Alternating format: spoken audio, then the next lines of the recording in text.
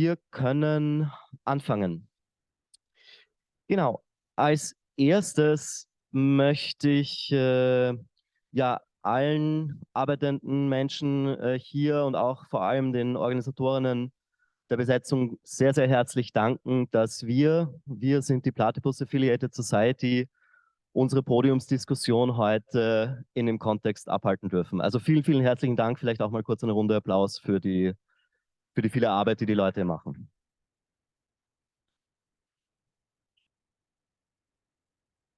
Genau, mein Name ist Andreas, ich werde die Diskussion moderieren und bevor wir zu den sprechenden Personen, bevor wir auch zum Thema der Diskussion kommen, möchte ich ganz kurz noch die Organisation Platypus vorstellen.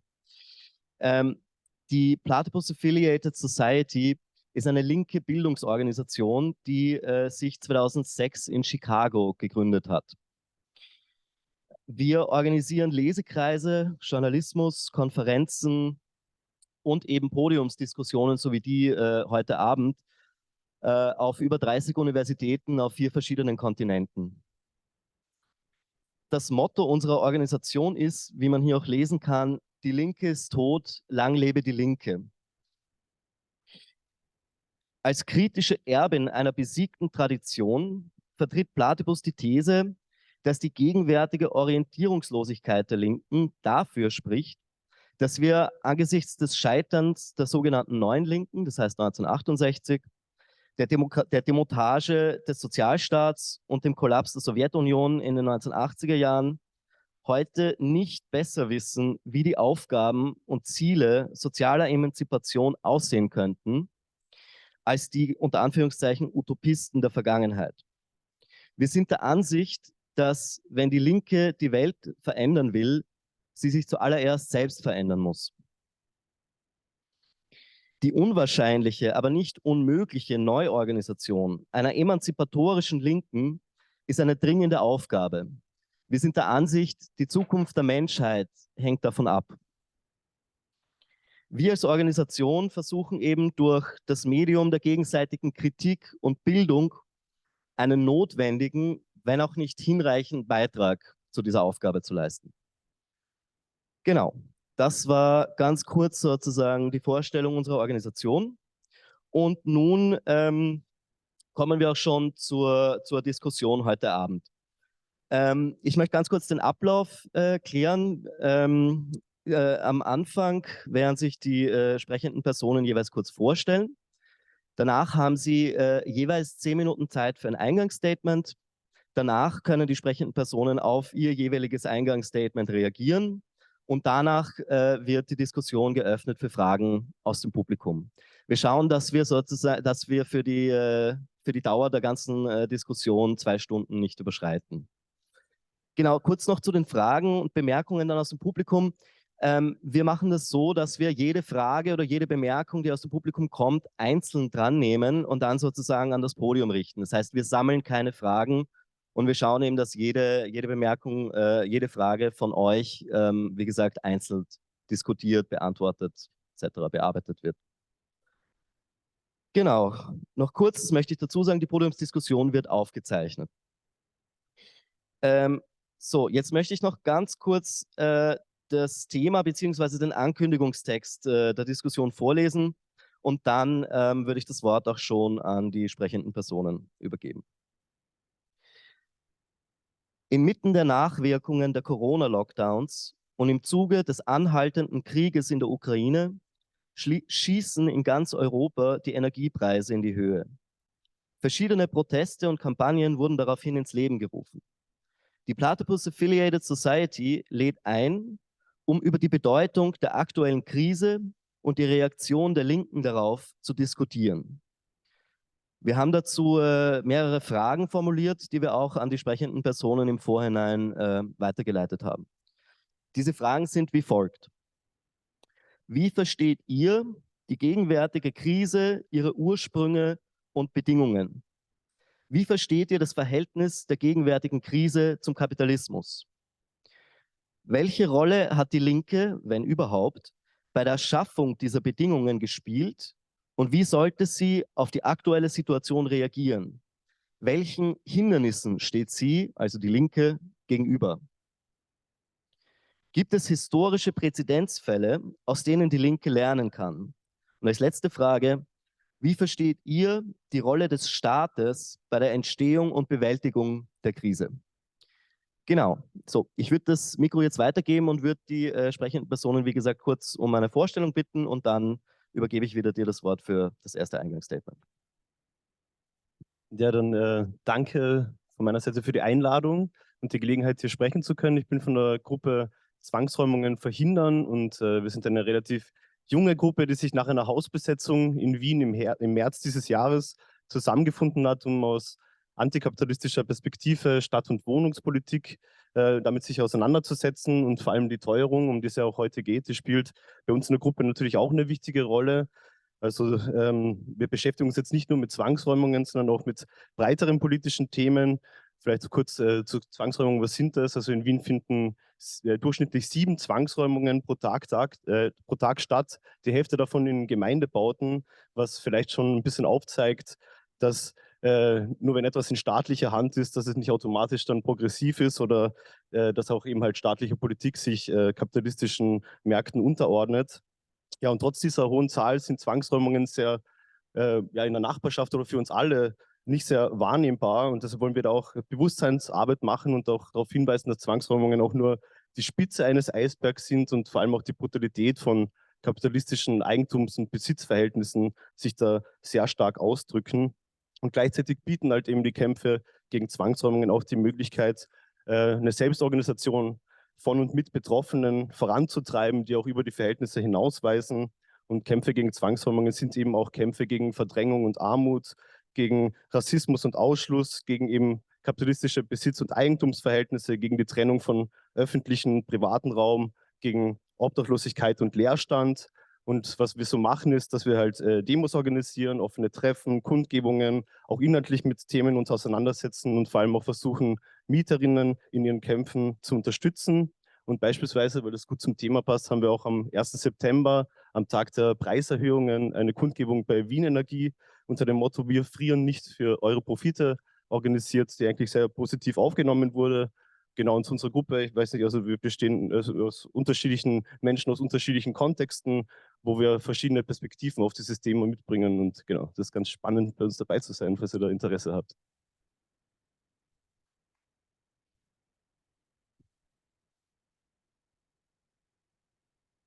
Okay, na gut, also du hast mir jetzt meinen Vorsatz, mich in 1 bis 2 Sätzen vorzustellen, ein bisschen durchkreuzt.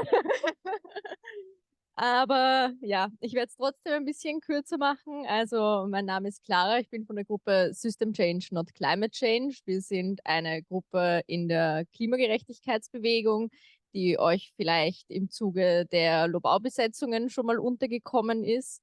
Ja, wir besetzen allerdings nicht nur Baustellen, wir machen nebenbei auch inhaltliche Arbeit und neben dem Thema Verkehr setzen wir uns jetzt vor allem in letzter Zeit auch sehr viel mit dem Thema Energie auseinander. Und wir sind eine dezidiert antikapitalistische Klimabewegung und ja, ich glaube, das reicht fürs erste Mal.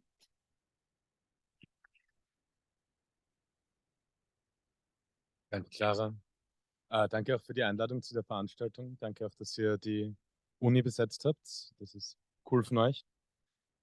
Der Stream hier erinnert mich ein bisschen, dass ich als Schüler noch in der letzten Uni-Besetzung im Audimax in der AG SchülerInnen war. Und damals wurde beim Stream der Chat neben dem RednerInnenpult angezeigt. Da war ich super nervös und habe ganz langsam gesprochen, habe gesagt, hallo, ich bin der Mo. Und da ist schon auf dem Chat aufgekommen, hallo, ich bin der Mo von der AG Amphetamine. Dann habe ich mich nicht weiter getraut zu reden. Ich war natürlich von der AG Schülerinnen. Jetzt bin ich nicht mehr bei der AG SchülerInnen. Ich bin heute hier als Aktivist von der Gruppe Arbeiterinnen Standpunkt. Bin auch im Koordinationsteam von der Partei Links und ich freue mich voll auf die Diskussion.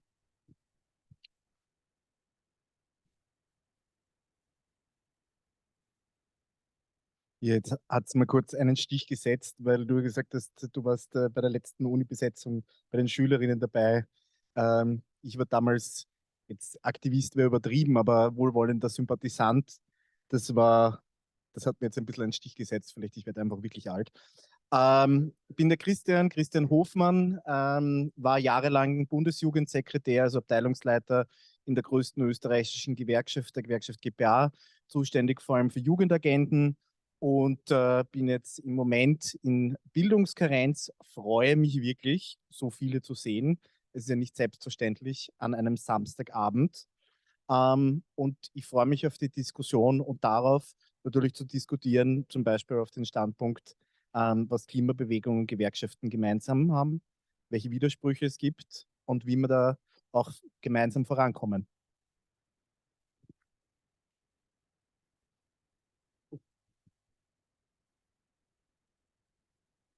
Ja gut, dann beginne ich gleich mit den Eröffnungsstatements. Also wir haben als Gruppe sehr gewissenhaft diese Fragen, die du schon vorgelesen hast, ausgearbeitet. Also hoffe ich, dass wir das irgendwie zeitgerechter unterbringen.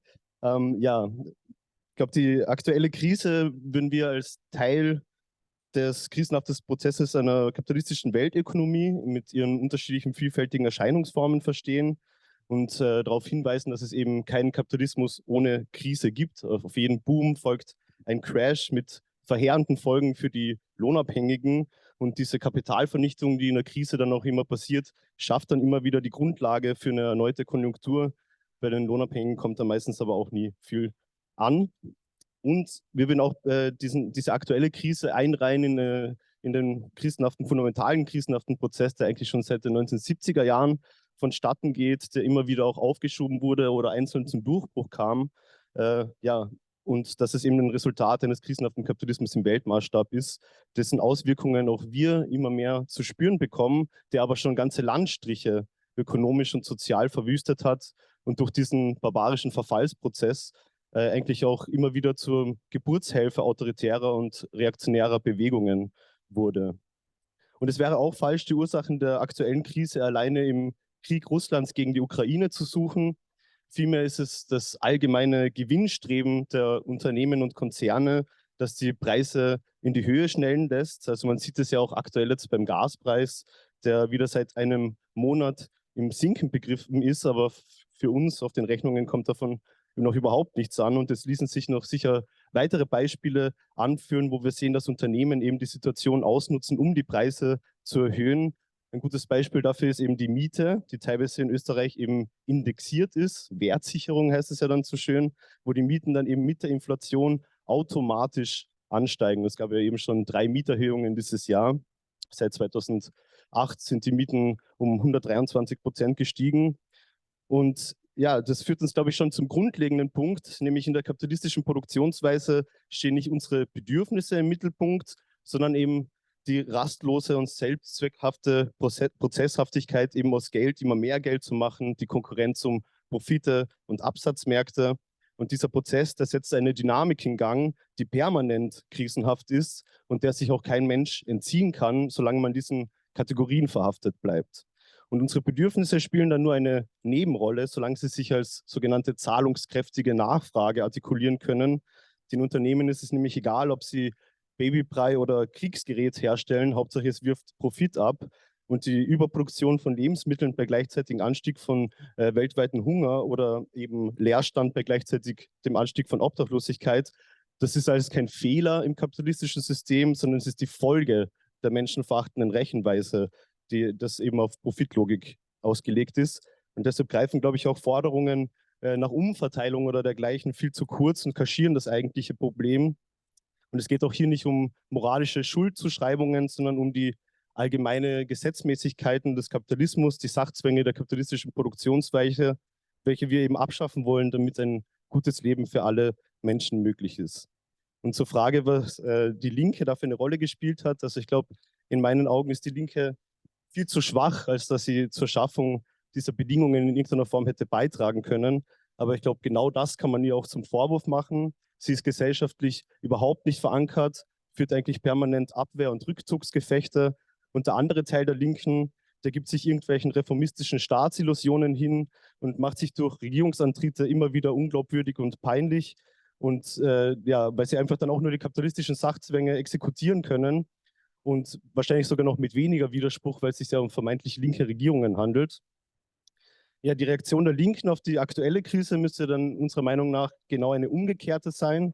Es müsste darum gehen, sich im sozialen Raum der Gesellschaft breiter zu organisieren, beispielsweise über Kretzelinitiativen, um halt im Alltag der Menschen auch auf Augenhöhe eine Selbstorganisierung voranzutreiben und vielleicht auch die Sachen mit direkten Aktionen selbst in die Hand zu nehmen. Und das ist auch so ein bisschen ein Fokus unserer Gruppe. Und das schafft auch Erfahrung und eine Nützlichkeit im Alltag, die sehr essentiell ist. Eine andere aktuelle oder auch historische, erfolgreiche Form sind Zahlungsstreiks, wie zum Beispiel diese Kampagne, die in Großbritannien ist, Don't Pay UK, wo sich ganz direkt gegen Preiserhöhungen zur Wehr gesetzt wird und dabei auch eine Organisierung von unten entsteht. Und als dritter Punkt müsste sich eine Linke auch transnational organisieren, weil man es ja auch mit einem Gegner zu tun hat, der genauso transnational operiert.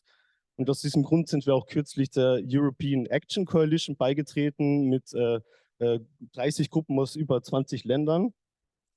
Und die versuchen eben auf transnationaler Ebene diese Kämpfe zu verbinden.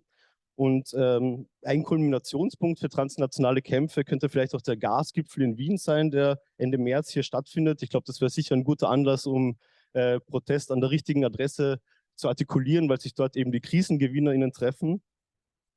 Und eine Linke, und das habe ich auch schon angedeutet, müsste auch diese peinliche Staatsgläubigkeit hinter sich lassen und anstatt die Wege in die Institutionen zu suchen, abseits davon Gegenmacht aufbauen. Also nicht im Rahmen des legalistischen Verfahrens, sondern eigentlich die offene Revolte anstreben.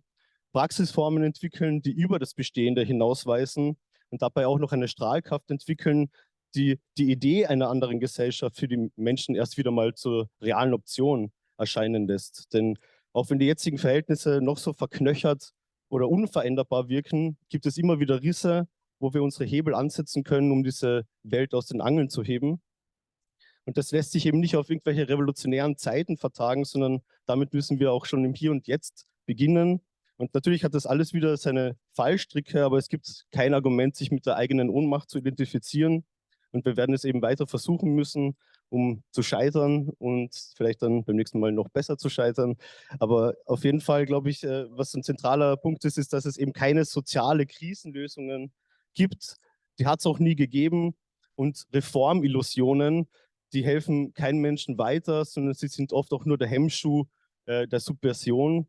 Und was man eigentlich auf die Tagesordnung setzen müsste, ist die Überwindung der kapitalistischen Produktionsweise, die in den linken Reformgespinsten eigentlich gar nicht mehr gestellt wird. Und vielleicht geht sich jetzt noch die eine Frage aus. Ja, genau, okay, gut. Das wäre nämlich die Frage zu den historischen Präzedenzfällen, weil da wird eigentlich immer ja, die Parallele bemüht der Inflation der 20er Jahre. Und ich denke, hier lässt sich auch zeigen, dass die Krisen nicht nur das Potenzial bieten, auf die Verkommenheit kapitalistischer Vergesellschaftung hinzuweisen, sondern sie bergen auch immer das Potenzial ihrer negativen Aufhebung, also der autoritären und antisemitischen, nationalistischen und rassistischen Massenmobilmachung. Das heißt für uns konkret, dass unsere sozialen Kämpfe auch immer antifaschistische Kämpfe sein müssen und dass wir aus der geschichtlichen Erfahrung der Shoah schmerzlich gelernt haben, dass die Linke kein Monopol auf Antikapitalismus hat, dass die objektiv Geknechteten und Ausgebeuteten nicht automatisch auch subjektiv das Interesse an einem Ende von Herrschaft und Ausbeutung haben, dass viele sich sogar noch einen engeren Würgegriff der Macht wünschen, auch wenn sie ihren Konformismus gerne als Rebellion verkaufen. Und das sehen wir jetzt auch, wo soziale Themen von der Rechten erfolgreich bespielt werden und die FPÖ in Österreich aktuell wieder laut Umfragen auf Platz 1 rangiert. Und dennoch haben wir, glaube ich, gute Argumente auf unserer Seite, warum wir mit dieser verrückten und irrationalen Form der kapitalistischen Produktionsweise ein für alle Mal Schluss machen sollten. Aber das gute Leben für alle ist eben keine ferne Utopie, sondern das wäre schon längst umsetzbar. Und das geht aber nur gegen Staat und Kapital und mit einer Kritik, die dezidiert feministisch, antirassistisch und antinational ist. Und ein Beispiel, weil eben historische Präzedenzfälle vielleicht hier in der Frage waren, wie das eben gelingen kann, sozialrevolutionäre Veränderungen mit feministischen und antifaschistischen Kämpfen zu verbinden, ist der demokratische Konföderalismus in Rojava. Und diese Revolution in Rojava hat auch erst klein begonnen und wurde zu einem Leuchtturmprojekt für die ganze Region des Mittleren Ostens und darüber hinaus, wie man es ja auch derzeit an den Protesten im Iran beobachten kann.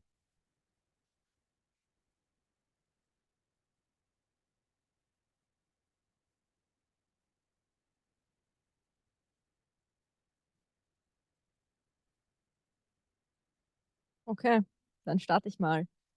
Also zunächst einmal glaube ich, dass also ich persönlich tue mir extrem schwer, in dieser Situation von einer Krise zu reden. Ich glaube, wir leben in einer Zeit, wo ganz viele Krisen aufeinandertreffen, aber ich glaube, in meiner Position als Klimaaktivistin hier ist es ein bisschen meine Aufgabe, den Fokus auf diese Frage zu richten. Also habe ich das auch getan in meiner Vorbereitung.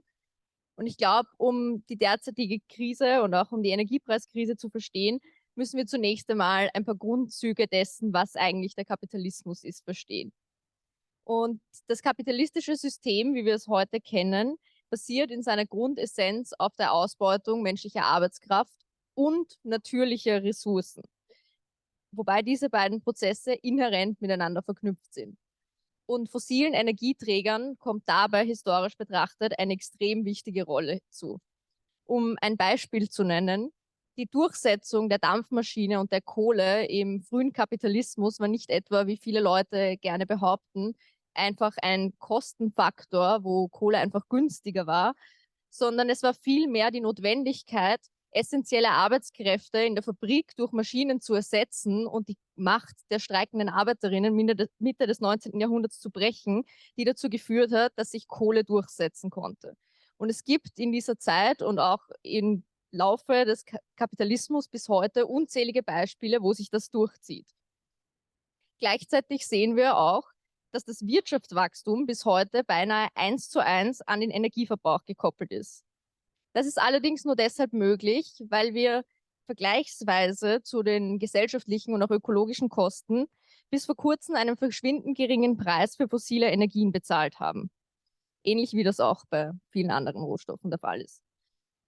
Die Ausbeutung von natürlichen Ressourcen zu einem derart geringen Preis ermöglicht es überhaupt erst, dass das kapitalistische System am Laufen bleibt.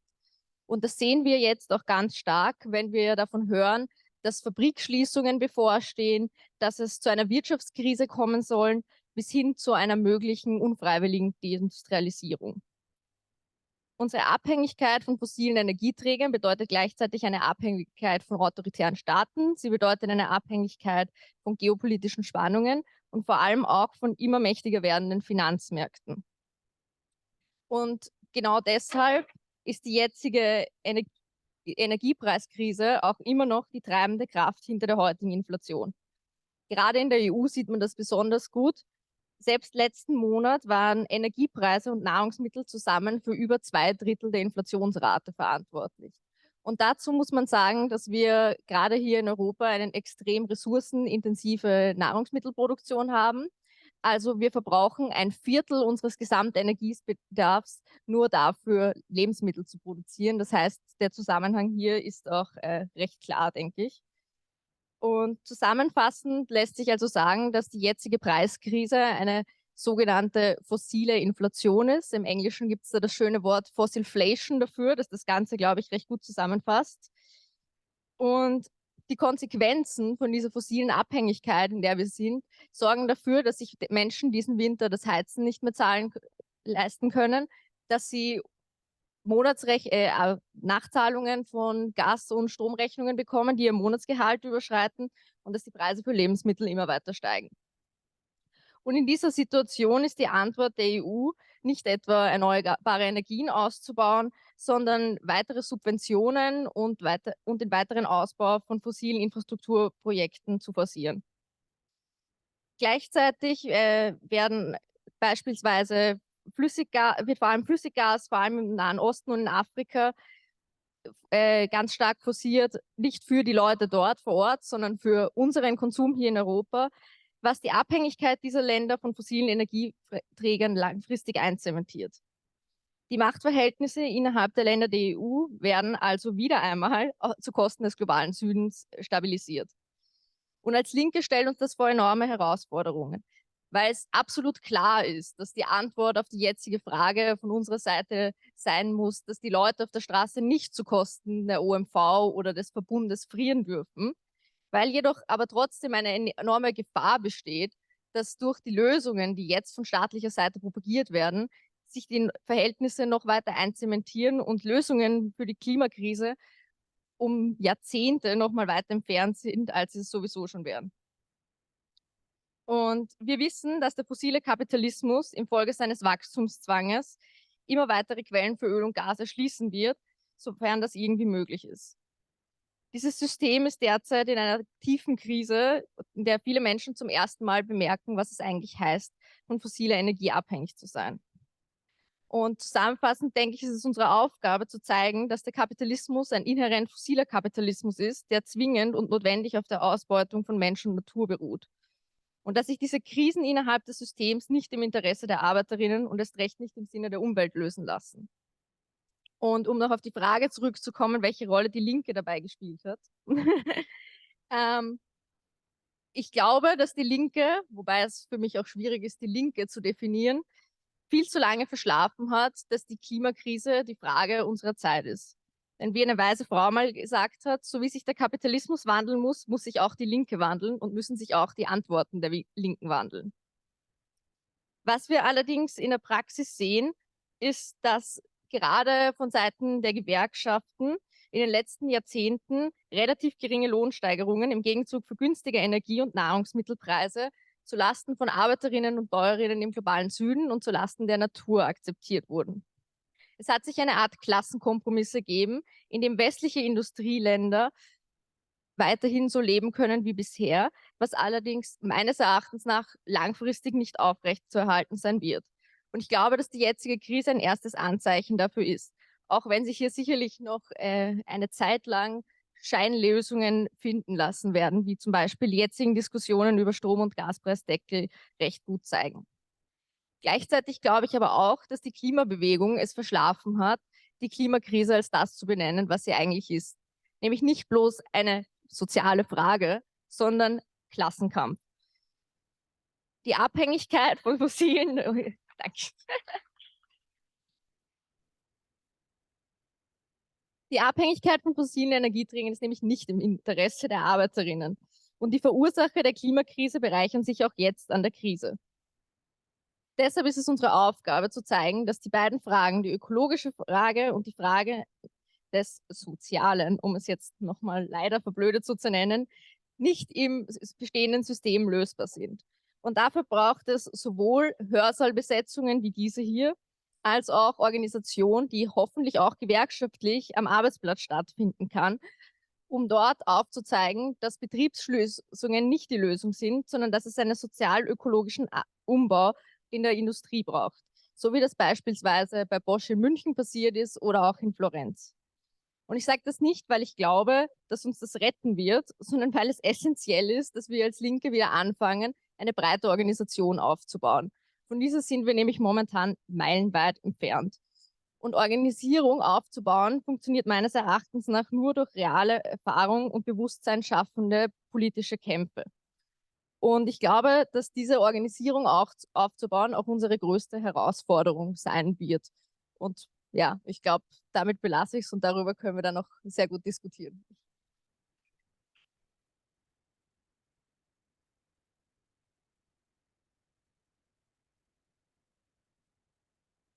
Ja, danke. Ich finde es voll spannend, zusammenzusitzen und über die Krise oder die Krisen zu diskutieren. Deswegen werde ich das auch versuchen. Ich habe, glaube ich, noch nicht so viele Antworten in der Praxis fürs Eingangsstatement vorbereitet. Ich hoffe, ihr verzeiht mir das und ich hoffe, wir kommen in Diskussion mit Publikum und Podium da mehr hinein. Genau, generell glaube ich, wir befinden uns nicht nur in mehreren gleichzeitigen Krisen, sondern es ist die dritte große Krise, die Inflationskrise, in der wir uns gerade befinden, auf die die Linke bisher noch keine Antwort gefunden hat, auf der keine linke Organisation eine Antwort gefunden hat, die die Unterstützung der Bevölkerung oder insbesondere irgendwie der kämpfenden Unterdrückten finden kann. Das bedeutet, es ist ohnehin eine fragliche Idee, dass die Linke diese Kämpfe für die Bevölkerung, für die Arbeiterinnenklasse führen kann oder sie auch nur anführen kann. Ich glaube, sie hat weder die Antworten gefunden, noch ist sie ausreichend verankert, um solche Antworten in die Tat umsetzen zu können. Und das wird sich nicht urschnell ändern. Das ist keine Frage, die sich durch Willen ändert, sondern das ist eine Frage, die sich durch Organisierung, Verständnis und, wie die Clara gesagt hat, Parteiaufbau ändert. Und das heißt, ich glaube, realistisch muss man sagen, für die Linke wird es kein heißer Herbst, sondern ein kalter Winter werden. Die politisch brennendste Frage im Moment. Die politische Frage, um die sich die meisten Kämpfe in den imperialistischen Ländern entspringen werden, ist die Preisexplosion, ist die Inflationskrise. Ich glaube, in den Kämpfen gegen die Inflation, obwohl wir das alle wollen, obwohl wir, glaube ich, fast alle Fraktionen der Linken jetzt auch schon Demos gegen die Inflation und gegen die Umverteilung von unten nach oben gemacht haben, wir finden hier keine Traction, keine Verankerung in breiteren Teilen der Bevölkerung, die davon noch stärker betroffen sind. Und ich glaube, vielleicht liegt es nicht daran, aber es ist trotzdem wert, darüber nachzudenken, was diese Inflationskrise eigentlich ist und womit wir es hier zu tun haben. Wir haben seit 2020 eine globale Krise sowohl in der Produktion als auch in der Kapitalverwertung beobachtet. Das ist spannend und ziemlich schrecklich, also von dieser globalen Pandemie ausgeht. Und für mich ist es sehr interessant, dass diese Krise sich so anders auswirkt als die globale Krise 2008. Also eigentlich ist der weltweite Kapitalismus nach 2008 in eine noch globalisiertere Periode eingegangen und in eine Periode der Unterinflation, besonders niedriger Inflationsraten, was Kapital und Staat auch gehörig beunruhigt hat. Nach der Krise 2020 sind wir in eine Periode der globalen Preisexplosion eingegangen. Es gibt ganz wenige Länder, wo die Inflationsraten irgendwo so bei 4% rumdümpeln. Sonst reden wir überall von 10% in den Ländern des unterentwickelten globalen Südens. Unterentwickelt verwende ich hier als Wort, um darauf hinzuweisen, dass das eine aktive Tat durch die imperialistischen Staaten war. In den unterentwickelten Ländern des globalen Südens haben wir Hochinflationperioden mit mehreren 100% Inflation, aber auch schon länger. Die drei offensichtlichen Erklärungen, Lockdowns, Krieg und die neue Blockbildung, also die Deglobalisierung durch die Blockbildung zwischen Russland und China auf der einen Seite, EU, USA auf der anderen Seite, sind sicher wichtige Aspekte, um diese Hochinflation zu erklären. Aber sie erklären, glaube ich, nicht das Wesen der Inflation im Kapitalismus. Und sie erklären deswegen, glaube ich, auch wirklich nicht so gut, warum es 2020 so anders ist als 2008. Ich glaube, es ist grundlegend wichtig, darauf hinzuweisen, ich habe letztlich einen Sticker gesehen, der was ganz Ähnliches gesagt hat. Die Preise steigen nicht, die Preise werden erhöht. Inflation ist eine Aneinanderreihung von individuellen Entscheidungen von Firmen, die sich für eine von zwei Sachen entscheiden können, entweder die Produktion auszuweiten oder die Preise zu erhöhen. Und wir erleben gerade, dass sehr, sehr viele Firmen gleichzeitig sich entscheiden, die Preise zu erhöhen. Das ist kein Zufall natürlich. Ich sage auch nicht, dass irgendwie eine einzelne gute Firma das anders machen könnte. Aber ich finde, es ist wichtig, hier diesen Marktfetisch wegzunehmen. Der Geldmarkt hat dazu geführt, dass die Preise steigen. Es sind einzelne Entscheidungen. Und diese einzelnen Entscheidungen haben eine rationale, kapitalistische, profitorientierten Hintergrund. Und der ist, ich möchte so viel Profit machen wie möglich. Und ich glaube, dass ich mehr Profit damit mache, wenn ich die Preise erhöhe, als wenn ich mehr produziere oder investiere. Der Kapitalismus ist prinzipiell ein inflationäres System, weil Geld, also dieses Tauschäquivalent, einen Gebrauchswert hat und damit einen Warencharakter bekommt. Ich weiß, dass das bescheuert klingt, aber ich finde diese marxistischen Kategorien relativ nützlich, um zu analysieren, was um uns herum passiert. Und im modernen Kapitalismus kann die Geldware produziert werden von Banken, die damit einen Profit machen. Und das wird bis zu einem gewissen Punkt staatlich reguliert. Ich mag später nochmal kurz darüber reden, warum das staatlich reguliert ist, weil eine Hochinflation offensichtlich für keine individuelle Kapitalistin und auch für keine individuelle Arbeiterin ein langfristig wünschenswerter Zustand ist. Aber prinzipiell drängt der Kapitalismus zur Inflation. Und wenn er keine hinbekommt, hat er ein Problem. Und wenn er viel hinbekommt, hat er ein Problem. Ich würde deswegen sagen, wir befinden uns nicht in einer Preisexplosionskrise, weil die Inflation da ist und das führt zu einer Rezession, die wir nächstes Jahr ganz sicher sehen werden, sondern die Produktionskrise und die Verwertungskrise des Kapitals, in der wir uns befinden, hat eine Preisexplosion herbeigeführt. Dazu kommen, glaube ich, noch zwei andere Faktoren, die man nie unerwähnt lassen sollte. Wir befinden uns in einer Situation, wo es dem Kapital nicht gelingt, auf Kosten von Löhnern ihre Profite auszuweiten, weil relativ viele Leute in Beschäftigung sind und große Lohnforderungen bringen können. Inflation ist natürlich eine Umverteilung von Leuten, die primär Geld bekommen, gegenüber von Leuten, die Güter besitzen, die sie verkaufen. Also eine kurzfristige Erhöhung der Ausbeutungsrate sozusagen. Und auf der anderen Seite haben wir dieses Phänomen der Greedflation, also Firmen, die die Welle mitreiten, die Preise mehr erhöhen, als ihre Kosten erhöht worden sind. Das ist sicher unmoralisch, also aber auch wurscht, ob es unmoralisch ist. Das ist ein relativ normaler, rationaler, kapitalistischer Vorgang zu sagen, wenn ich es mir erlauben kann, um 10% zu erhöhen, dann werde ich das tun. Und gleichzeitig führt das zu einer massiven Instabilität im System. Und deswegen rufen die Kapitalistinnen, und das war die zweite Frage, deswegen rufen sie jetzt nach dem Staat. Die sagen, keiner von uns wird zurückgehen, keiner von uns wird die Preise nicht so sehr erhöhen, aber wir wünschen uns sehr, dass ihr uns alle an den Kragen geht und sagt, ihr dürft die Preise nicht erhöhen, ihr müsst jetzt irgendwas machen, weil Hochinflation halt auch heißt, ich weiß nicht, ob mein Liefervertrag eingehalten wird. Hochinflation heißt auch, ich weiß nicht, ob mein Zwischenprodukt geliefert wird. Hochinflation heißt einfach eine Akkumulationskrise des Kapitals, weil die Investitionen nicht auszuweiten bedeutet nicht Kapital zu mehr Kapital zu machen. Es bedeutet Kapital zu mehr Geldzeichen zu machen. Und es ist vielen Kapitalistinnen irgendwo bewusst, dass das mittelfristig in eine viel tiefere Rezession führt. Das Problem des Staates ist natürlich, dass weder Bürgerliche noch, also bürgerlich-konservative, noch Liberale, noch Kommunistinnen, Staatskommunistinnen im Moment eine Lösung gefunden haben, wie man zentralisiert diese Probleme, diese hohe Inflation lösen kann, die irgendeine populäre Unterstützung erhalten. Keine der Antworten, die wir sehen, hat einen Rückhalt in der Arbeiterinnenklasse oder in der Bevölkerung oder in bestimmenden Fraktionen des Kapitals.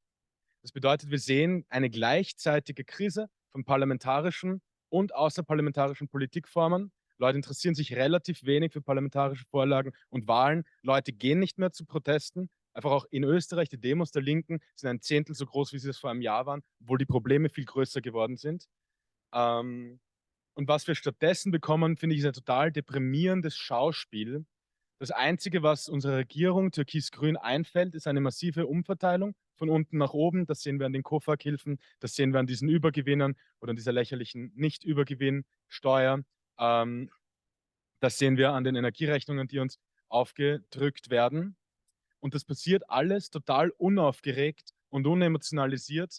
Und die parlamentarische Linke, die parlamentarische Rechte und sogar viele außerparlamentarische Linke sind sich sicher, oder ist eine Naturkatastrophe über uns weggebrochen und alle tun so gut, wie sie können. Das Einzige, wo wir noch Aufregung sehen, ist in der massiven Hetze gegen Geflüchtete. Das ist der emotionale Aspekt der parlamentarischen Politik. Alles andere ist ein Aushandeln, wo manche manchmal so tun, als würden sie eine Social-Media-Kampagne fahren. Und jetzt ganz schnell noch oder ganz kurz noch, nicht ganz schnell, zur Linken. Ich glaube, die österreichische Linke leidet massiv darunter, dass der parlamentarische und am Ende des Tages auch reformistische und in vielen Aspekten reaktionäre Arm der Linken, die SPÖ, seit den 1990er Jahren ihre ökonomische Basis verloren hat mit der Aufkündigung der Sozialpartnerinnenschaft durch die Konservativen. Dieses Vakuum einer nicht reformistischen Linken hat weder die außerparlamentarische noch eine radikale parlamentarische Linke füllen können. Das bedeutet, die Illusion oder das Versprechen, dass man die Arbeiterinnenklasse, die Unterdrückten, die Erwerbslosen, die Alleinerziehenden vertreten würde, die ist vollkommen berechtigt weggefallen. Ich glaube, das Vertrauen, was man der Linken danach entgegengebracht hat, dass wir zumindest in den richtigen Momenten und gegen die Richtigen protestieren, ist weggefallen, relativ auch kürzlich, weil es nicht gelungen ist, eine gute Antwort auf die Pandemie und die Pandemiepolitik zu formulieren, weil es nicht gelungen ist, eine glaubhafte und internationalistische Antwort auf den Krieg zu formulieren. Und jetzt müssen wir, glaube ich, darum kämpfen, in der Inflation zumindest irgendwie anerkannt zu werden, als die Leute, die im richtigen Moment protestieren, ohne auch nur vorgeben zu können, dass wir die richtigen Sachen hier erkämpfen können. Die Lösung dafür, eine Ausnahme gibt es, nämlich Linke, die starke bestehende Bewegungen unterstützen. Das sehen wir in der Iran-Solidarität. Das ist sehr, sehr gut. Aber das ist nicht die Lösung für diese Krise der Linken, die sozusagen räumlich, aber auch ideologisch isoliert wird von denen, für die wir kämpfen würden. Ich lasse es, glaube ich, dabei.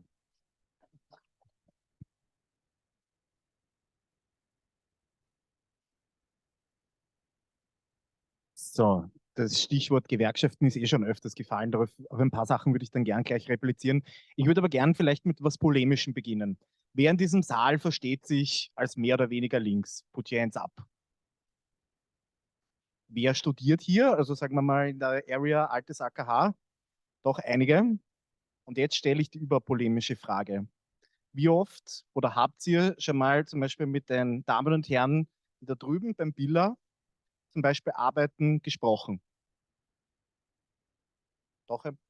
Doch einige. Warum stelle ich diese polemische Frage? Weil Widerstand beginnt durch Dialog. Wenn wir darüber diskutieren, was sind die Probleme oder wo sind wir in diese Situation gekommen, da beginnt es einerseits, der erste Punkt, dass wir nicht miteinander sprechen. Dass Bewegungen oder dass das, was die Linke ist, ziemlich auseinandergefallen ist. Es gibt da die sagen wir, ökologische Bubble, Es gibt da die LGBT-Bewegung, es gibt die Gewerkschaften, es gibt die Hausbesetzerinnen-Szene, aber eigentlich miteinander sprechen tut man selten. Und das ist ein massives Problem. Warum? Weil Widerstand kann nur durch Dialog beginnen. Weil erst im Gespräch kann klar werden, wer wo steht, wie kann ich Menschen abholen und was braucht es dafür, um Menschen zum Beispiel zu mobilisieren. Deswegen ist diese Frage vielleicht im ersten Moment ein bisschen polemisch, aber sie ist wichtig, weil wie gesagt, erst mit dem Dialog beginnt der Widerstand. So, erster Punkt. Und aus dieser Situation, dieser, ich würde jetzt sagen, hochgestochen, partikularisierten Linken, wo ganz viele Einzelaspekte durch den Raum spinnen, geht es darum, wieder eine gemeinsame Geschichte zu erzählen. Und die gemeinsame Geschichte muss sein, eine andere Welt ist möglich. So. Und natürlich ist diese Geschichte nicht widerspruchsfrei, weil zum Beispiel die These, dass zum Beispiel, jetzt machen wir es gleich, brechen wir es auf den Punkt rund, österreichische Arbeiterinnen und Arbeiter von der Ausbeutung von Menschen im globalen Süden profitieren, die möchte ich aufs Schärfste zurückweisen. Warum? Weil es ist das Kapital, das Menschen ausbeutet. Und ich finde es schade, wenn hier der Punkt verlagert wird. Wenn es darum geht, gar zu benennen, es sind nicht die Arbeitnehmerinnen und Arbeitnehmer. Also wenn ich zum Beispiel zum Biller darüber marschiere und mir irgendetwas kaufe, in dem Palmöl drinnen ist, das auf Plantagen angebaut wird, irgendwo in Indonesien, dann ist es nicht meine individuelle Schuld, sondern dann ist es eine systematische Angelegenheit. So, und jetzt kommen wir zu dem Aspekt oder beziehungsweise zum wirklich Wichtigen. Wie kommen wir eigentlich gemeinsam voran? Indem wir wieder unsere Kämpfe, und das ist so schön bei allen Wortmeldungen rausgekommen, auch wieder als Teil eines großen Ganzen sehen. Eines großen Ganzen, wie gesagt, dass die Welt als einen Ort sieht, der besser sein kann, als er jetzt ist. Klingt ein bisschen moralisch, ein bisschen naiv, aber ich glaube, das ist mal das Grundelement. Weil ein Punkt darf uns nämlich niemals passieren. Und das ist etwas, was mir beobachtet als Mensch, der sehr viel in dem Milieu unterwegs ist, das leider auch viel zu wenig Linke mittlerweile kennen, nämlich bei Arbeiterinnen und Arbeitern, bei Menschen, die eben zum Beispiel beim Biller hackeln, dass da radikal eingebroscht wird. Also dass man sagt, ein Teil der Menschen, die Proteste organisieren, sind da und die anderen sind da und man versucht sie nicht mehr abzuholen. Man versucht keine Gemeinsamkeiten zu finden. Eben Stichwort, das System oder beziehungsweise jene Unternehmen, die davon profitieren, dass sie eigentlich relativ wenig Steuern zahlen, sind die Unternehmen, die auch relativ geringe Löhne bezahlen. Und diese Dinge wieder zusammenzuführen und zu denken, dafür braucht es Gemeinsamkeiten, gemeinsame Räume. Und in diesen Räumen muss man auch Widersprüche aushalten. Man muss zum Beispiel aushalten, dass man vielleicht bei manchen Themen nicht immer hundertprozentig gemeinsam auf derselben Linie ist. Aber man muss die Punkte hervorziehen, wo man dann sehr wohl gemeinsam kämpfen kann. Als Beispiel, als Gewerkschafter vertrete ich Menschen, die arbeiten bei der OMV. Das sind gute Löhne, gut organisiert, stolze, ich sage wirklich stolze Arbeiterinnen und Arbeiter. Natürlich werden die nicht happy-peppy sein, wenn man die zum Beispiel jetzt hier in diesen Saal stellen würde und man ihnen erklärt, was ihr eigentlich macht, ist vielleicht in weiterer Folge durchaus problematisch und vielleicht wird es eure Industrie, eure Arbeitsplätze in dieser Form nicht mehr geben. Natürlich werden die nicht sofort sagen, juhu. Die werden sagen, Alter, was seid ihr? Seid ihr irgendwo angerannt? Aber wenn man Dialog sucht, wenn man zu den Leuten hingeht, kann man sehr wohl auch sagen, hey, es gibt aber Alternativen und diese Alternativen müssen wir gemeinsam finden. Zum Beispiel, wenn es darum geht, wir haben ganz viele gesellschaftliche Bereiche, Bildung, Kindererziehung, Pflege, Gesundheit, wo wir Tausende von Arbeitskräften brauchen würden, wo wir für Bedingungen auch stärker eintreten müssen, von denen man wirklich leben kann. Es kann zum Beispiel nicht sein, dass viele zum Beispiel Kindergartenpädagoginnen und Pädagogen in vielen Situationen sich im Moment ihr Leben nicht mehr leisten können, obwohl die so eine wichtige Aufgabe haben. Und das führt zu einem wirklich wichtigen Punkt. Und das sage ich jetzt provokant und auch durchaus selbstkritisch, als Mensch, der durch jetzt schon seit über 10 Jahren in diesem Machtkomplex Gewerkschaften um und um werkt. Die Gewerkschaften brauchen die Klimabewegung. Die Klimabewegung braucht die Gewerkschaften. Es wird nur miteinander gehen oder man wird auf lange Sicht beide Bewegungen in die Bedeutungslosigkeit versinken. Kurz und einfach. Warum? Weil es ist schon angesprochen worden, dass der Klimawandel ist das Thema unserer Zeit. Das ist das Thema, das so viele Menschen bewegt. gleichzeitig, ja, Klimawandel, und das ist der Punkt, wenn ich die Angst habe, dass ich mir am Ende des Monats meine Wohnung nicht mehr leisten kann, mein Essen mir nicht mehr leisten kann, ist es halt die Wahrscheinlichkeit hoch leider, dass Menschen oftmals eher dann zu konservativen Ansichten tendieren. Also sagen, das, was ich habe, ist zu bewahren. Das, was ich kenne, möchte ich behalten. Und dann wieder Zuversicht zu geben, Mut zu geben, das ist Aufgabe einer Linken, und das ist Aufgabe einer Linken, die zum Beispiel eben Gewerkschaften und Klimabewegung als vielleicht hin und wieder widersprüchliches Verhältnis, aber sehr wohl als solidarisches Verhältnis denkt. Und das ist zum Beispiel einer der Punkte, der uns jetzt eben dazu führt. Und jetzt kommen wir wieder spannen wir wieder den Bogen zum Beispiel zurück zur Billerkassiererin oder zu den Biller-Mitarbeiterinnen da drüben.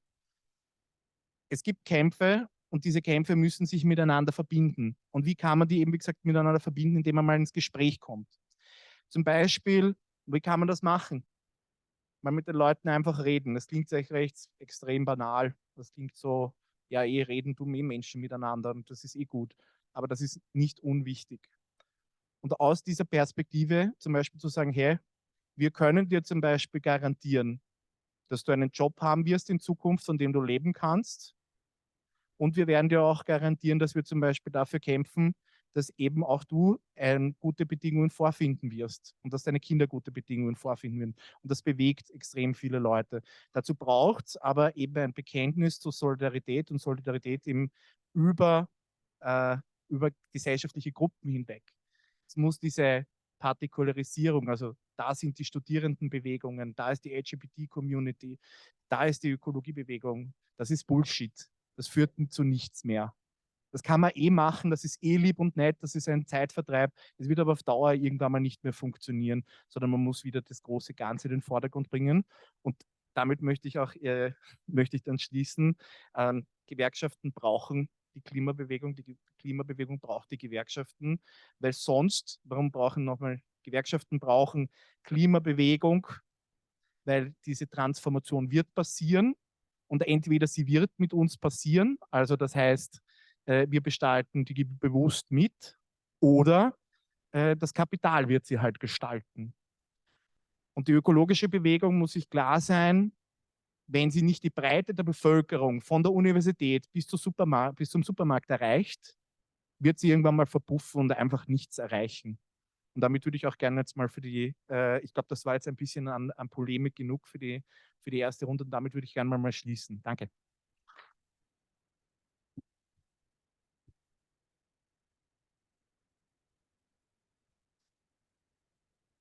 Ja, vielen lieben Dank für die spannenden Eingangsstatements bisher. Jetzt habt ihr sprechende Personen die Möglichkeit, jeweils 2 bis 3 Minuten auf das bisher Gesagte einzugehen. Wie gesagt, danach werden wir die Diskussion öffnen für Fragen aus dem Publikum. Also bitte schon gerne jetzt überlegen, welche Fragen, Kommentare, Anmerkungen ihr gerne stellen würdet.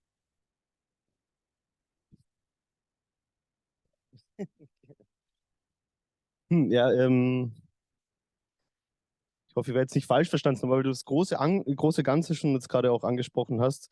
Also mir fällt es ein bisschen schwer, irgendwie Lohnarbeit, Plackerei und das Ganze irgendwie mit Stolz zu besetzen. Und ich glaube, das ist auch vielleicht eins, nicht, dass ich an den Formen von institutioneller Gewerkschaftsarbeit vielleicht auch kritisieren würde, dass es eben keine Gewerkschaft gegen die Lohnarbeit ist. Die gibt es auch, das Wiener Arbeiterinnen-Syndikat. Aber ich glaube halt, das ist vielleicht auch ein Problem in Österreich. Du hast halt davon geredet, dass die Sozialpartnerschaft aufgekündigt wurde. Sehr einseitig, aber ich glaube, viele aus den Gewerkschaften wollen dort wieder hin. Aber ich finde, das wäre überhaupt keine linke Antwort, in einen sozialpartnerschaftlichen Ideenwettbewerb für den Wirtschaftsstandort Österreich einzutreten, sondern eigentlich sollte ja auch die Interessen von Lohnabhängigen sich so artikulieren, dass sie sich gegen Staat und Kapital richten und halt eben halt nicht so institutionell eingefangen werden. Und das ist ja auch ein Grund so in Österreich, warum gibt es da keine Arbeitskämpfe, keine Streiks und so weiter, weil die Gewerkschaften so auch organisiert sind, wie sie organisiert sind und eigentlich so Friedhofsruhe ganz oft herrscht. Vielleicht ein anderer Punkt, wo ich nicht ganz verstehe, was das heißt, fossile Inflation, weil ja, hat es einen Teil, keine Ahnung, dieser fossilgetriebene Kapitalismus, der auch jetzt gerade mit Gaspreisen und so, aber man sieht das ja auch bei anderen auch, weiß nicht, durch Wasserkraft und es sind auch Preise gestiegen. Es gibt bei Mieten Preiserhöhungen. Also das heißt, es ist eigentlich schon das Grundlegende, eher das Gewinnstreben des Kapitalismus. Und ich wünsche mir jetzt ja nicht nur ein Ende des fossilen Kapitalismus, also auf jeden Fall wünsche ich mir das Ende des fossilen Kapitalismus, aber ich wünsche mir auch keinen grünen Kapitalismus. Und ich glaube, da müssen die Linke aufpassen, dass sie nicht zum Geburtshelfer eines grünen Kapitalismus wird. Und genau, da halt irgendwie, vielleicht ist es ein bisschen irreführend, wenn man da von fossiler Inflation dann irgendwie auch redet. Und ich glaube, was ich auch noch zu bedenken geben mag, so, ist halt, dass, weil jetzt irgendwie das Protestpotenzial in Österreich, also ist sehr klein, das stimmt schon, 1 Minute ist sehr gut, das Protestpotenzial ist sehr klein, aber auch überall anders, wo irgendwie Krisen auch sich gesellschaftlich durchgebrochen haben, war das nicht so, dass auf Tag 1 oder die ersten Monate und Wochen irgendwie große Massenbewegungen entstanden sind. Das war auch 2008 nicht so. Da waren in Griechenland und Spanien die Bewegungen erst 2, 3 Jahre später. Das heißt, wir haben schon noch die Möglichkeit, da irgendwie auf uns auf etwas vorzubereiten. Und was wir uns auf jeden Fall auch noch vorbereiten müssen, auch wenn jetzt irgendwelche komischen Pakete geschnürt werden, die halt die Auswirkungen der Inflation auf Lohnabhängige in irgendeiner Form abschwächen sollen, dass das zu einem späteren Zeitpunkt dann wieder mit Sparprogrammen beantwortet wird von staatlicher Seite. Also dass wir da auch auf Kahlschläge im Sozialbereich uns in den nächsten Jahren noch genau einstellen müssen. Und wenn eben dieses feinmaschige Netz aus staatlichen Institutionen und Sozialpartnerschaften dann eben, wenn es zu verhindern wissen, dass da irgendwie Massenproteste stattfinden, und wenn sie dann doch stattfinden, dann gibt es noch immer den Staat mit seinen knüppelschwingenden Gewalttätern in Uniform, auf die wir auch eine Antwort finden müssen.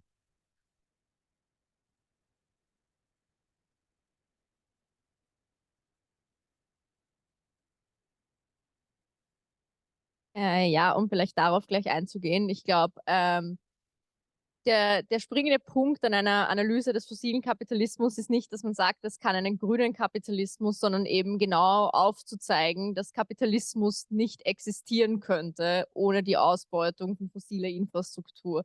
Weil allein wenn man sich unser Wirtschaftswachstum anschaut, das hätte es nicht gegeben, wenn wir nicht angefangen hätten, Kohle und Öl auszubeuten. Und auch wenn ich natürlich sehr für Arbeitsweitlehre stehe, ist es am Ende des Tages diese enorme Verbrennung von Energie, die sich einfach über Millionen von Jahren im Vorfeld angesammelt hat, die es überhaupt erst ermöglicht hat, dass der Kapitalismus so abhebt, wie er das in irgendeiner Form heute getan hat.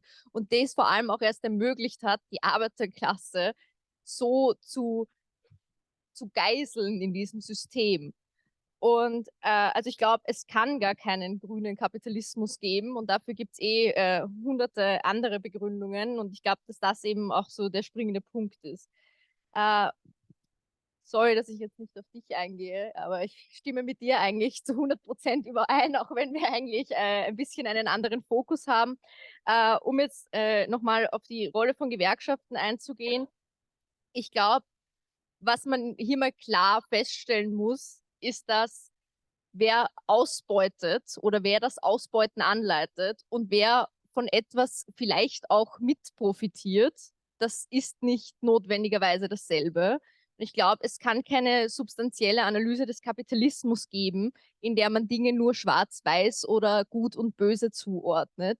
Und nur weil ich persönlich jetzt nicht irgendwie eine Fabrik irgendwo im globalen Süden besitze, heißt das nicht, dass ich nicht auch davon mit profitiere, dass deshalb meine Kleidung so günstig ist, wie sie es heute ist, oder dass meine Lebensmittel so günstig sind, wie sie heute sind. Und solange wir das nicht einsehen und solange wir nicht einsehen, dass die Dinge nicht schwarz-weiß sind, kommen wir in unserer Analyse exakt nirgendwo hin. Ich glaube aber auch, dass die Gewerkschaften eine sehr wichtige Rolle spielen bei der Bekämpfung der Klimakrise. Und ich glaube auch, dass zwischen den Gewerkschaften und der Klimabewegung einige äh, Probleme zu bearbeiten gibt. Wobei ich glaube, dass da vor allem von Seiten der organisierten oder der etablierten Gewerkschaften in der Vergangenheit aufgrund dieses Fokus auf Standortpolitik einfach null Interesse da war, das System als ein großes Ganzes zu sehen. Und wenn man sich anschaut, wo gewerkschaftliche Organisation in einem sozialökologischen Interesse stattgefunden hat, dann sind das interessanterweise fast ausschließlich gewerkschaftliche Organisationen, die mit dem Establishment gebrochen haben und die sich basisdemokratisch in ihrem eigenen Betrieb organisiert haben.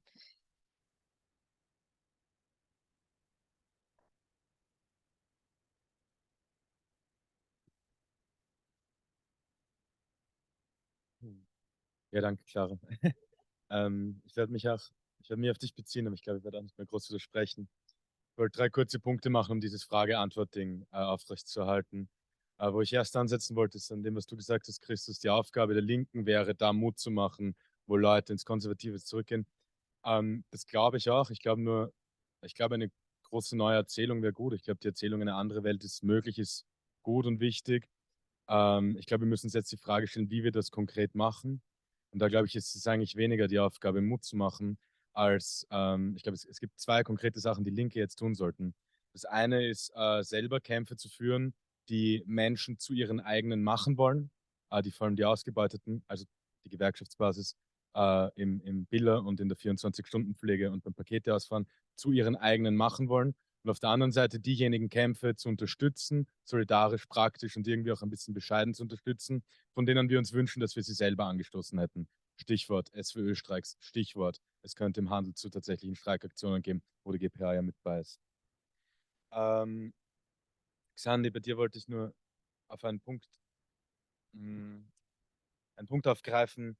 Wenn du die Krise der Linken beschreibst, dann beschreibst du für mich ein bisschen eine Organisierungskrise, nicht der Linken, sondern eine Organisierungskrise der Arbeiterinnenklasse. Und ich glaube, das ist eine reale Krise. Also die reformistische Führung führt nicht mehr die Klasse. Sie gibt manchmal vor, dass sie Verteidigungsgefechte führen kann und oftmals verliert sie die noch schneller, als sie denkt. Die radikale Linke führt keine subversiven Kämpfe. Sie denkt sich subversiv, sie gibt sich subversiv, aber sie subversiert überhaupt nichts. Und ich glaube, wir sind an einem schlechten Moment, um dieses Verzweifeln immer nur an den Aktionsformen der anderen zu verzweifeln. Ich glaube nicht, dass Grenzarbeit und Munizipalismus die ganze Antwort sein werden, aber ich bin voll gespannt, wo ihr damit landet. Und ich glaube, dass das voll gut ist. Ich glaube, auf der anderen Seite eine außerparlamentarische Oppositionspolitik mit Demonstrationen, eine parlamentarische Oppositionspolitik, die das stützt zu machen, ist das, was wir probieren sollten und müssten. Ähm, Wo ich glaube, dass du vollkommen recht hast, es gibt Illusionen, dass man die Sozialpartnerinnenschaft wiederherstellen sollte. Aber auch Sozialpartnerinnenschaft kommt nicht vom Wollen, es ist ein Klassenkompromiss, einer politökonomischen Grundlage. Die Sozialpartnerinnenschaft in Österreich hat es gegeben, weil es nach dem Zweiten Weltkrieg kein echtes österreichisches Kapital gab. Ich glaube, die wird nur wiederkommen, egal wer die sich wünscht, wenn das österreichische Kapital an die Nichtexistenz getrieben wird. Und im Moment ist es das Gegenteil, die werden halt immer stärker. Insofern glaube ich, ist es wichtig, davon wegzugehen und eine klassenkämpferische Perspektive mit klarer Front, hier Kapital, hier Arbeit zu schaffen. Und letztlich, Clara, ich glaub, also wo ich dir halt voll zustimmen würde, ist, ich glaube nicht, dass die Arbeiterinnenklasse in Österreich profitiert, also weder im irgendwie politisch-ökonomischen Sinne, was Profit bedeutet, noch dass sie es sich ausgesucht haben. Aber die Vertreterinnen der Arbeiterinnenklasse haben sich teilweise davon kaufen lassen, zu sagen, wenn ein Mehrprofit in Österreich ankommt, der von Kapitalisten in anderen Ländern nicht gemacht wird, dann geben wir dafür Ruhe. Und damit ist auch Schluss, weil dieses Angebot von der anderen Seite nicht mehr besteht.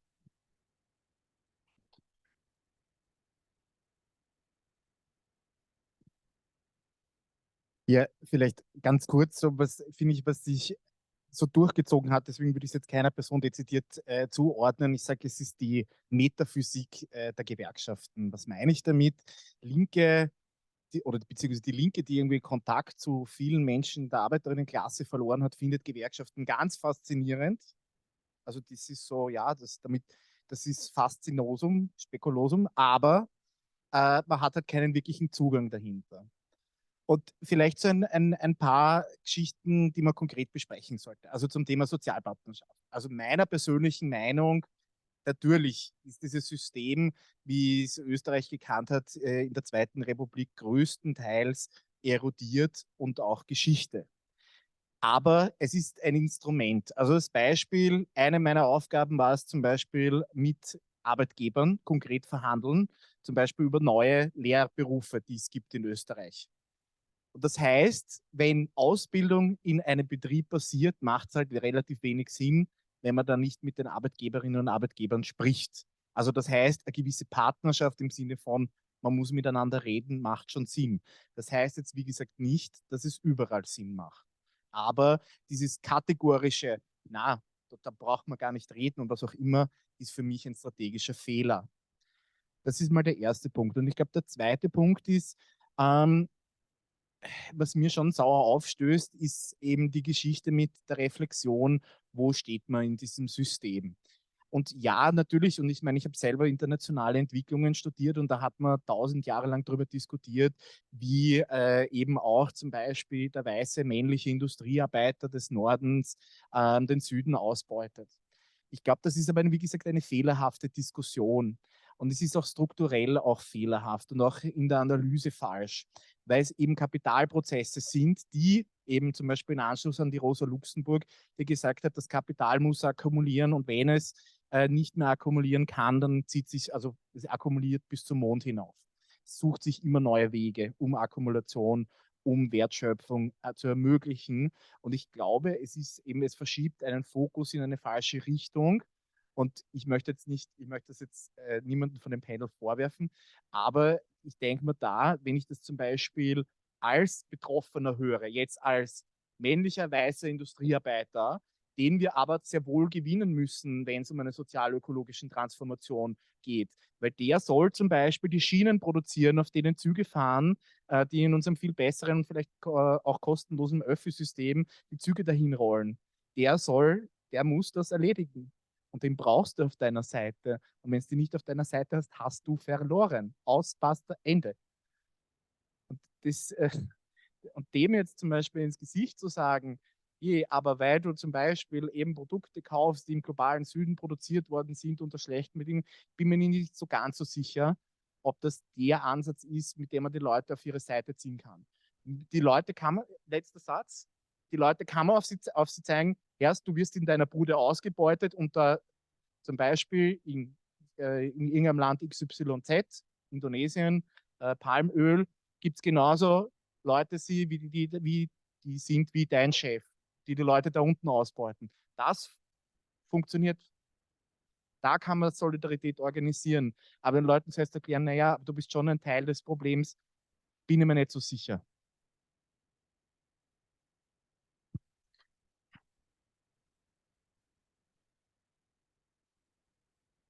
Vielen Dank.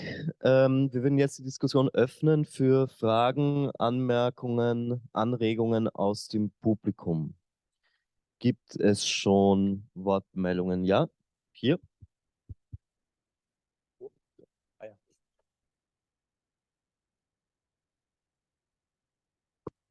Hallo, nicht zu lang wahrscheinlich, oder?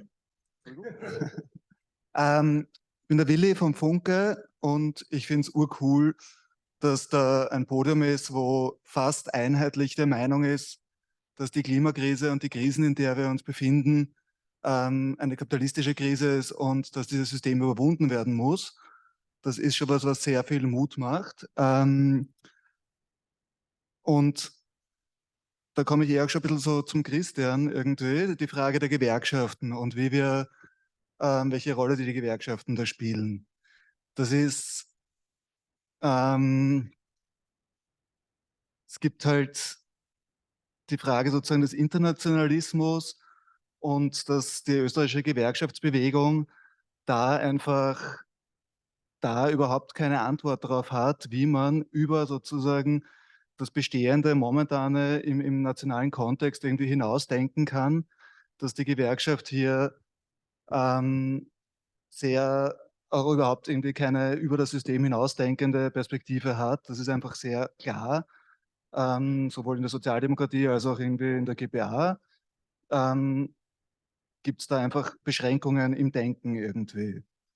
Das ist Löhne verhandeln, ja, Bestehendes erhalten, ja, aber einen systemüberwindenden Ansatz sozusagen, der ist da nicht vorhanden. Und das heißt aber, wenn wir Gewerkschaft als ein Instrument für eine gesellschaftliche Verwandlung haben wollen, dann müssen wir auch in diesen Gewerkschaften und in den Strukturen, die wir haben, in den Betriebsräten, uns dafür einsetzen, dass es diese Position wieder mehr gibt irgendwie. Das heißt, in Kollektivvertragsverhandlungen sich aufstellen und eine Position vertreten, zu sagen, Kämpfe wirklich durchführen. Wir haben jetzt gerade, das Thema ist auch heißer Herbst irgendwie ein bisschen, die großen KV-Verhandlungen gehabt, Metaller und Sozialbereich, irrsinnig schlecht abgeschnitten und da merkt man einfach, dass, also unter der Inflation, sage ich jetzt, unter der tatsächlichen Reallohnverluste, dass die Gewerkschaft da nicht voranschreitet und sagt, wir müssen da was machen irgendwie. Und da muss man sozusagen, ja, sich auf allen Ebenen einbringen und schauen, dass man da in diese Kämpfe was reinbringt. Weil die Klimakrise kann nicht auf einem reformistischen Wege irgendwie überwunden werden. Da ist klar, wir müssen diese Gesellschaft transformieren, wir müssen sie verändern. Es geht darum, wie und was produziert wird. Solange für Profit produziert wird, wird dieser Kapitalismus weiterhin sozusagen uns Richtung Abgrund fahren. Erst wenn wir sozusagen irgendwo es schaffen, die Kontrolle über die Produktion zu erlangen und zu sagen, was wie produziert wird, können wir auch sagen, dass wir nachhaltig eine ökologische Ökonomie haben wollen. Und Entschuldige, du bist jetzt bei 2,5 Minuten. Ich würde dich bitten, langsam zum Ende zu kommen. Danke.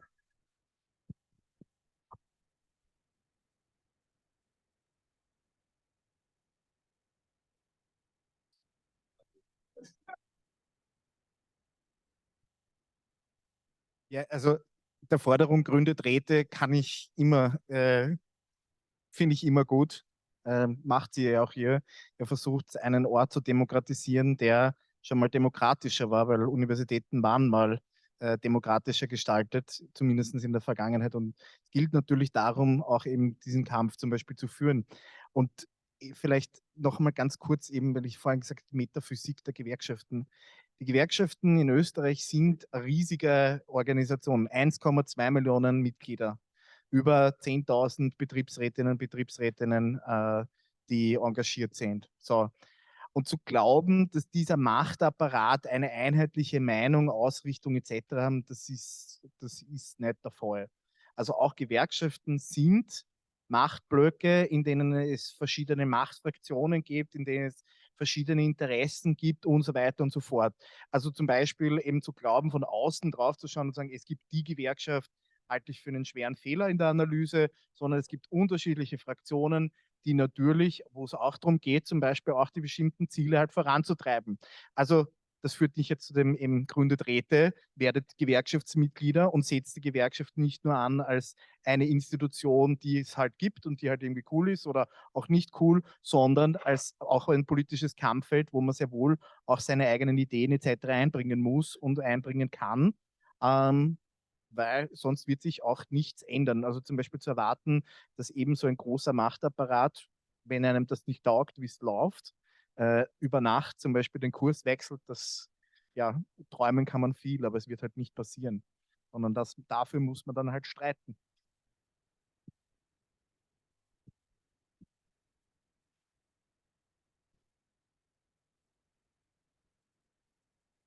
Danke. Alex, ich bin auch Mitglied vom Arbeiterstandpunkt. Ich wollte mich eigentlich wirklich nur primär auf eine Frage beschränken, nämlich wir hatten jetzt und also ihr könnt dazu auch gerne alle was sagen, es interessiert mich eure Meinung alle. Ich habe im Juni, glaube ich, die These aufgestellt, okay, dieser Herbst, die SPÖ ist seit, weiß nicht wie viele Jahrzehnten zum ersten Mal in den Umfragen vorne, nicht in der Regierung, gleichzeitig gibt es riesige Inflation. Es ist irgendwie so diese eine Sternenkonstellation, wo die Gewerkschaft in Österreich alle 20 Jahre vielleicht mal ihren Hintern hochbekommt und einen Streik organisiert. Es hat dann auch eine Demonstration gegeben vom ÖGB und so weiter und so fort, aber jetzt hat man gesehen, bei den Metallerinnen Abschluss underwhelming ist, glaube ich, das richtige Wort. Beim SWÖ gab es zumindest eine Demonstration von Gewerkschaftsseite organisiert, sehr stark, aber wirklich anknüpfend an die Streiks, die man noch vor 3 Jahren hatte, gab es auch nicht.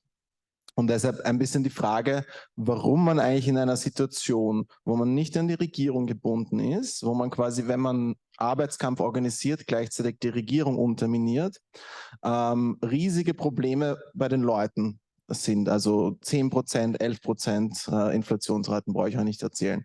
Warum dann trotzdem eigentlich sogar die Gewerkschaft, die ja eigentlich aus dem Eigeninteresse, ich möchte eigentlich auch, dass ich Mitglieder habe und so weiter, so unheimlich zahm ist in Österreich. Das würde mich interessieren, würde mich auch interessieren, deine Meinung, auch wenn du jetzt meinst, die Gewerkschaft ist kein Kollektiv, sondern von deiner Fraktion, der du nahestehen würdest.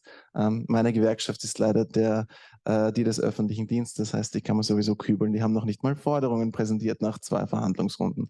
Jo, danke.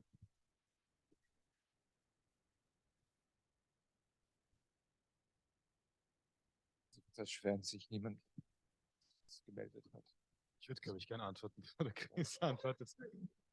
Das Ding ist, dass es sinnlos ist, dass Bis jetzt waren es halt die einzigen, die aufgezeichnet sind. Sabotage.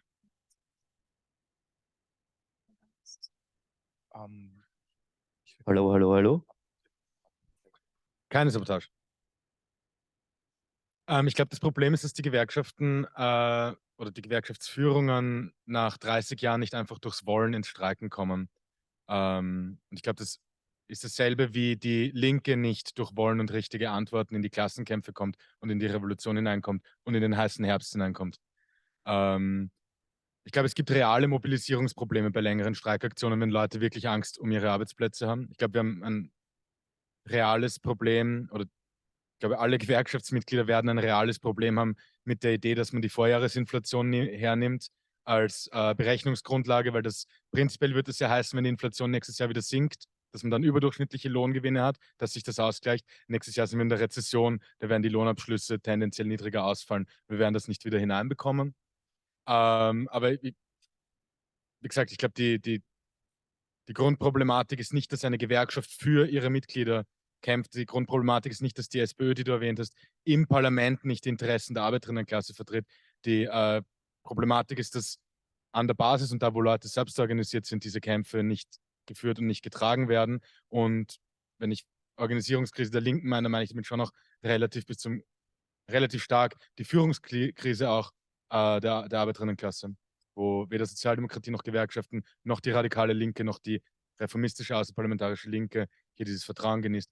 Weshalb ich auch glaube, dass wir 2 Sachen machen müssen. Ich habe die vorher schon mal erwähnt. Wir müssen Kämpfe führen, selber führen, auch wenn wir schwach sind, die uns in die Klasse hineinbringen, die uns zu deinen Bilderkassiererinnen hineinbringen, die uns zur SWÖ hinbringen, die wir glaubhaft führen können. Ich kann keinen Streik für höhere Löhne in der SWÖ anführen. Das ist lächerlich. Aber ich kann klassenkämpferische Aktionen setzen, die auch Leute in der SWÖ arbeiten interessieren und auf der anderen Seite eben deren Aktionen unterstützen. Dass es keine Warnstreiks gegeben hat bisher, ist, da stimme ich dir vollkommen zu, voll das Problem. Wir können die aber auch nicht ausrufen, aber wir können darauf hinweisen, dass sie nicht gekommen sind. Es würde mich voll interessieren, Chris, wenn du uns erklären würdest, warum die nicht gekommen sind. Aber bis dahin müssen wir auch was anderes Eigenes finden.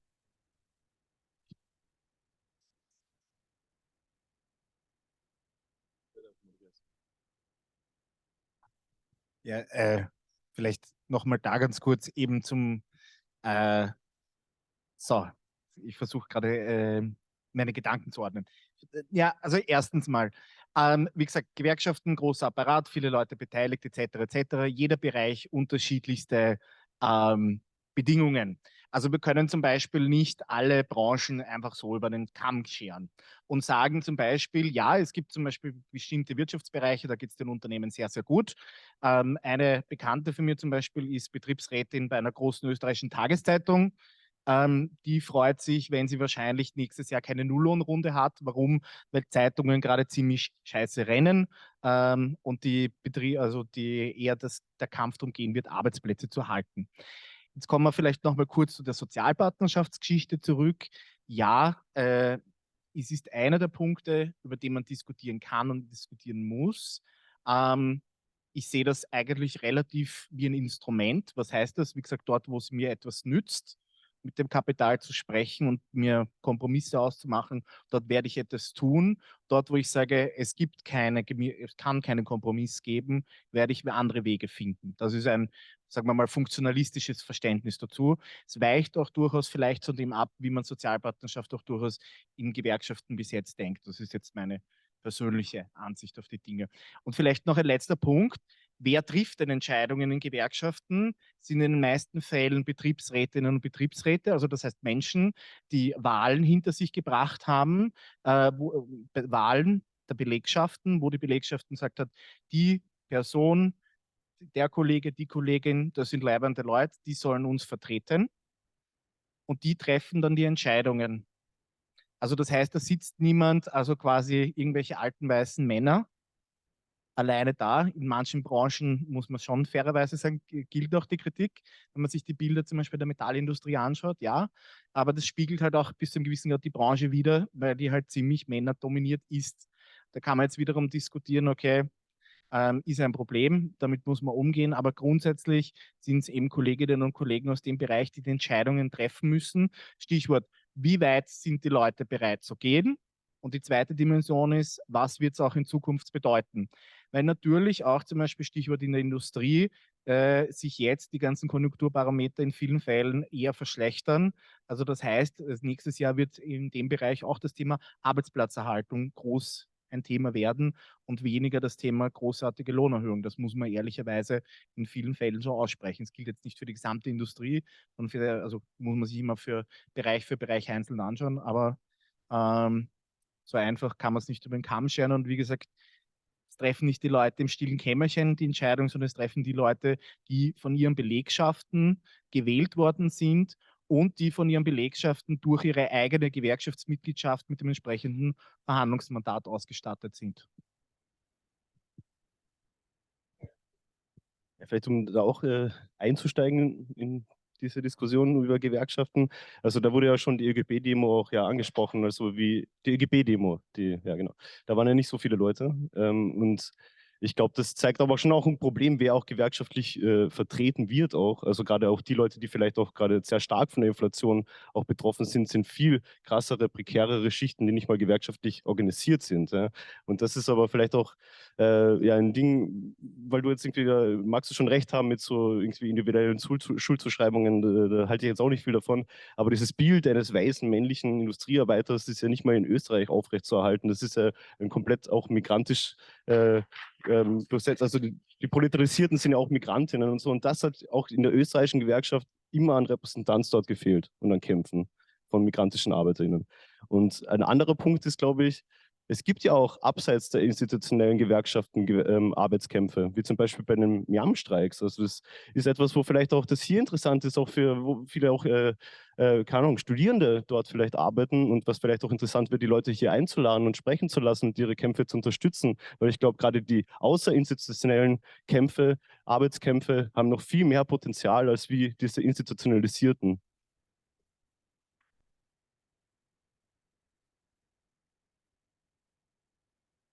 Wir sind jetzt gerade darauf hingewiesen worden, dass vor allem Flinter-Personen gebeten werden, auch zu sprechen, oder auch wir nehmen sie auf jeden Fall dran. Das ist gar keine Frage.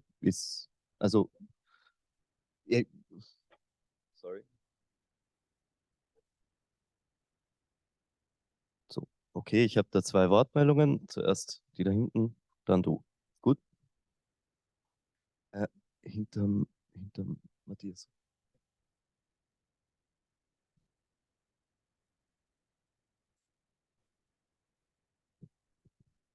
Ja, danke für die Diskussion auf jeden Fall. Ich fand sie sehr spannend. Ich hatte eher eine Anmerkung oder zu der Rhetorik von, ich glaube, du hattest es einmal erwähnt, dieser Gegenüberstellung von einmal das System als Ganzes zu sehen und zu analysieren, aber dann auch das ist mein Punkt, dann der Rhetorik von der Individualisierung von Verantwortung innerhalb dieses Systems. Und ich finde die sehr problematisch aus dem Punkt, dass eben das innerhalb von also man kann das machen auf einer theoretischen Ebene, aber sie führt zu einer zu einer Stabilisierung eines neoliberalen Systems. Dadurch, dass in diesem System, dass in dem Individuum die Verantwortung zugeschrieben wird und das ja eigentlich mit der Punkt ist, den wir überwinden wollen. Weil innerhalb dieses kapitalistischen Systems das Individuum einfach, merken wir ja, relativ einen begrenzten Spielraum hat. Genau, und es führt auch zu einer gewissen Eindimensionalität, finde ich.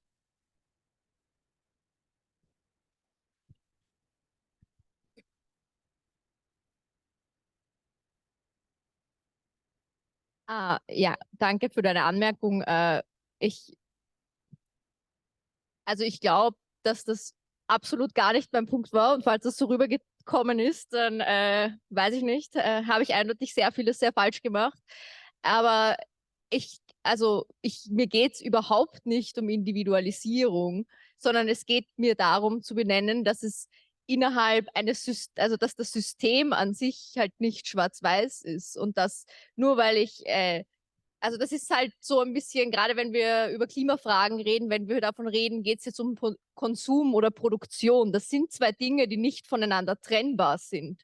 Also ich kann nur das konsumieren, was produziert wird, und ich kann auch nicht produzieren, wenn nichts konsumieren wird. Und das heißt nicht, dass ich jemals sagen würde, wenn wir jetzt alle Bioprodukte kaufen, dann werden wir die Klimakrise lösen.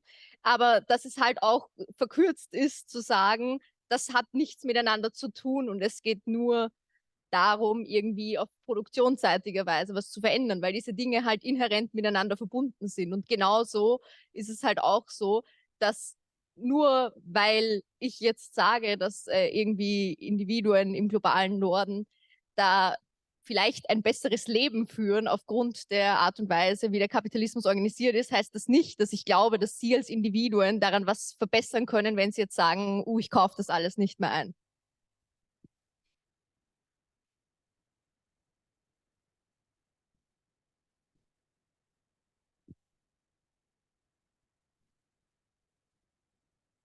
Weil, Entschuldige, ich wollte jetzt nochmal ganz kurz, weil du vorhin Jammer angesprochen hast, da noch mal eine Sache sagen. Ja, natürlich, solidarisch mit den Jam-Kolleginnen und Kollegen. Nur eine Sache, jetzt, ich möchte da nochmal polemisch schießen, nämlich, es ist lieb, pseudo-anarchistisch unterwegs zu sein. Und was meine ich damit? Ab einem gewissen Zeitpunkt wird jedes Verhältnis, jeder Klassenkampf braucht Institutionen. Na sicher. Du wirst ab einem gewissen Zeitpunkt, beim JAM geht es zum Beispiel darum, es gibt mittlerweile zum Beispiel einen Kollektivvertrag für die Fahrradbotinnen und Fahrradbotinnen. Und es geht darum, zum Beispiel die konkrete, vielleicht klingt das nicht ganz so prickelnde Perspektive, aber trotzdem wichtige zu haben, zum Beispiel, dass es einen Betriebsrat, eine Betriebsrätin gibt, zu der die einzelnen Kolleginnen und Kollegen hingehen können, mit ihrer Lohnabrechnung sagen können, hey, bin ich beschissen worden oder nicht? Klingt jetzt unglaublich unprickelnd, ist aber ein essentieller Bestandteil. Und da kommen wir wieder auch zu diesem Thema, eben wie Widerstand beginnen kann. Das kann man, also man kann eine Demo organisieren, ja, und man kann diese Demos weiterführen und man soll diese Demos auch weiterführen. Aber ab einem gewissen Zeitpunkt und wenn vor allem etwas erreicht ist, was zum Beispiel dann in der Praxis lebbar sein soll, wird man ohne Institutionen nicht umherkommen. Und das klingt dann, es klingt unglaublich unprickelnd, aber wie gesagt, da gibt es jemanden, der zum Beispiel im Betriebsratsbüro hockt und zum Beispiel Lohnzettel nachrechnet. Das ist ein essentieller Bestandteil. Und als Mensch, der das regelmäßig machen darf, es ist nicht unbedingt der spannendste Teil des Klassenkampfs, aber es ist ein essentieller.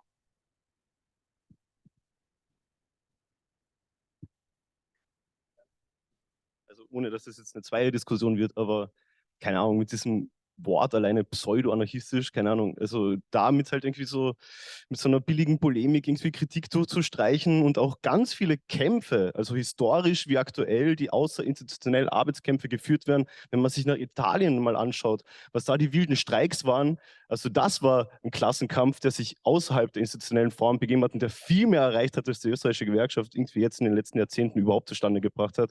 Und keine Ahnung, also das ist einfach wirklich eine billige Polemik, die ins Nichts führt und nur, weiß nicht, keine Ahnung, deinen Job halt irgendwie so legitimieren will.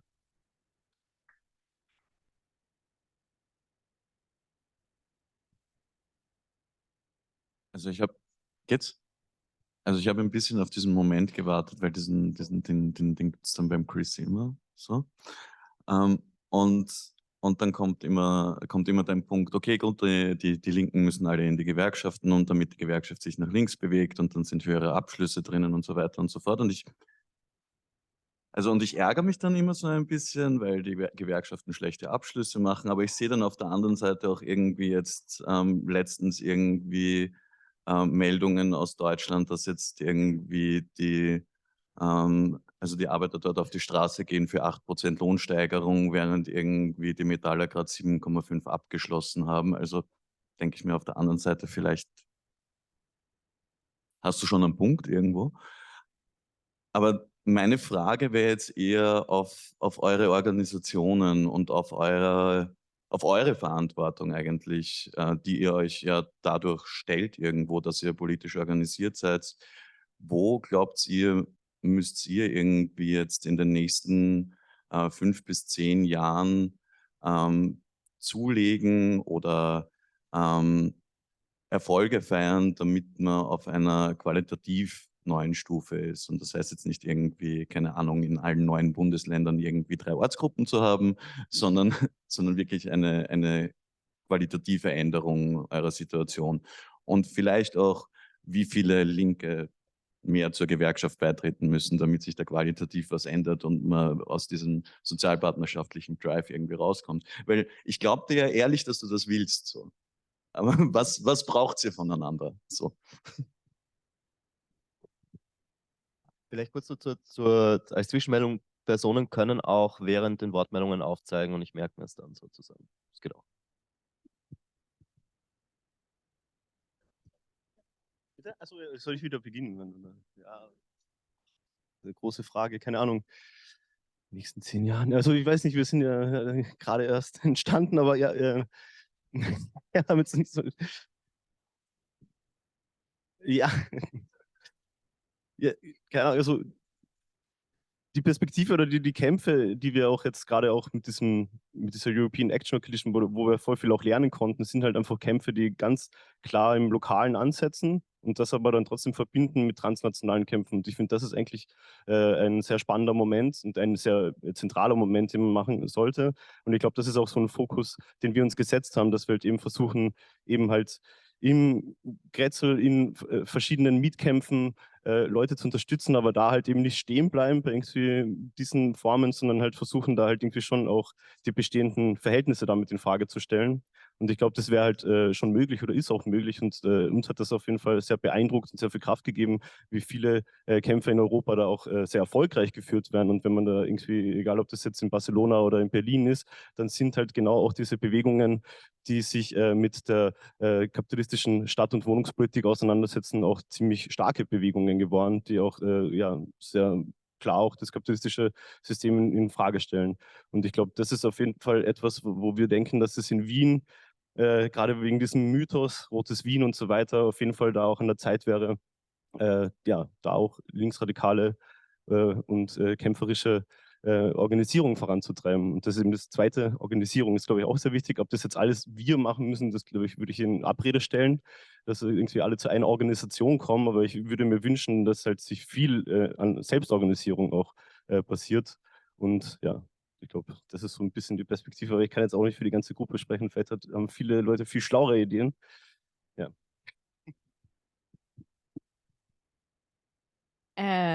Ja, sehr schwierige Frage. Ich glaube, Leute in der Linken, die nicht gerade in einer Partei organisiert, nach einer 5 bis 10 Jahresperspektive zu fragen, ist sich weit aus dem Fenster lehnen, aber ich werde es trotzdem versuchen. Ähm, Ich glaube, dass es vor allem von Seiten der Klimabewegung und das ist, glaube ich, auch ein Prozess, den unsere Organisation gerade durchmacht, eben ganz klar eine gewisse Neuausrichtung braucht hin dazu, dass man versucht, sich anzuschauen, welche Leute sind wirklich betroffen, wo können wir irgendwie vor Ort ansetzen, wo können wir vor Ort das Gespräch suchen und gemeinsame Kämpfe führen. Weil du vorhin Internationalismus angesprochen hast. Ich glaube, dass das auch gerade in der Klimagerechtigkeitsbewegung ein extrem großes Thema ist und dass es schön und gut ist, wenn man viel davon redet, aber dass es dann halt auch wichtig ist, wirklich gemeinsame Kämpfe zu führen. Und interessanterweise ist Energie und Gas dafür ja wirklich ein sehr gutes Thema, das fast schon aufgelegt ist, weil so fossile Infrastruktur bewegt sich gerne durch verschiedene Länder hindurch und führt an verschiedenen Orten zu unterschiedlichen Folgen und die gemeinsam zu denken und auch den Menschen dann vielleicht hier in Österreich klarzumachen, was die Folgen anderorts sind, von dem, was beispielsweise die OMV macht, finde ich, sind extrem wichtige Punkte. Und ich wollte noch irgendwas sagen, aber ich habe es vergessen, also lassen wir es mal dabei. Danke, Clara. Danke, Hasi. Was ich gut finde, ist, dass sich das alles gut ergänzt. Also, Xander, ich verstehe voll, du sagst, müssen gar nicht alle zu Zwangsräumungen verhindern kommen. Ich würde schon gut finden, wenn alle zu uns kommen. Lade auch herzlich an. Ich meine das relativ ernst. Ich glaube, eine wichtige Aufgabe von uns ist, in den nächsten 5 bis 10 Jahren oder eigentlich auch jetzt weiterhin verschiedene politische Kulturen zusammenzubringen. Also Xander und ich sind schon mal auf dem Podium gesessen vor 11 Jahren, glaube ich. Da hat er sich geärgert, weil ich seinen Spruch weggenommen habe, nämlich die politische Gesamtscheiße angreifen.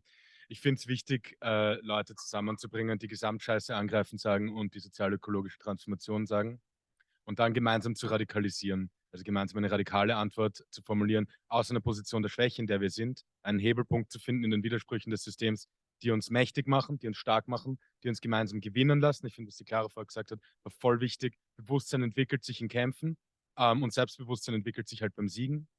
Und unsere Aufgabe ist es, Menschen in Wien zu organisieren. Ich glaube, das heißt gerade konkret zum Beispiel Streikende zu unterstützen, zu den Streikdemos hingehen, auch zu den Jam-Streikdemos. Also muss man mitradeln, da bringt Gehen nicht so viel. Aber wir waren bei der SWÖ zum Beispiel, bei der Handelsthema, haben Tee ausgeschenkt. Man kann auch eine Pyroshow machen. Alles, was Solidarität zeigt, glaube ich, freut Leute. Und jetzt war, genau, ich glaube, das ist gut im Prinzip mal. Ich glaube, es ist gut, im Betrieb zu organisieren. Jetzt wird mich der Chris hassen, weil jetzt gleich seinen Spruch sagt immer, ja, okay, nein, dann lass ich's. Genau. Aber sich im Betrieb zu organisieren, ich habe das vor ein paar Jahren gemacht, das ist unglaublich lohnenswert, sich im Betrieb zu organisieren, auch gegen Hauptamtliche aus der Gewerkschaft, die einem versuchen, da das Heft aus der Hand zu nehmen, gegen Abschlüsse, die man nicht so gut findet, Streikfreigabe früher erteilen und zumindest damit Leute zu organisieren, ist, glaube ich, eine gute Idee. Und ich glaube, es ist wichtig, ich glaube, ich zitiere wen, aber ich weiß nicht wen genau, irgendeine große Sozialistin, ist nicht Luxemburg.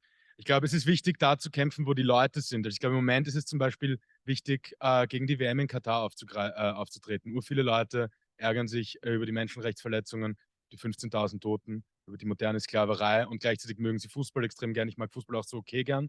Man mag die WM nicht. Ich glaube, solche Themen aufzugreifen, das heißt, Kämpfe zu führen, die Leute gern zu ihren eigenen machen wollen. Das heißt auch, die Uni zu besetzen. Das finde ich extrem toll hier. Das heißt, einmal auch die Uni zu besetzen und Hacklerinnen einzuladen statt Profs oder sich gegen die Profs auch aufzuhetzen. Ich glaube, das schafft gute Stimmung. Antihierarchisch auch gut.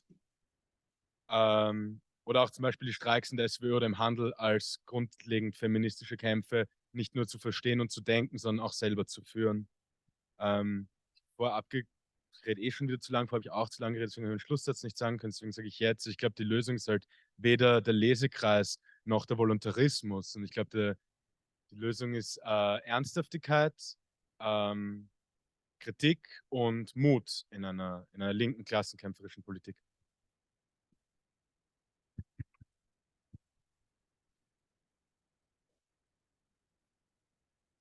Ja, schwierig, weil, wie gesagt, ich vertrete halt ein bisschen ein größeres Werkel und kann da vielleicht auch nur meine persönlichen Meinungen kundtun.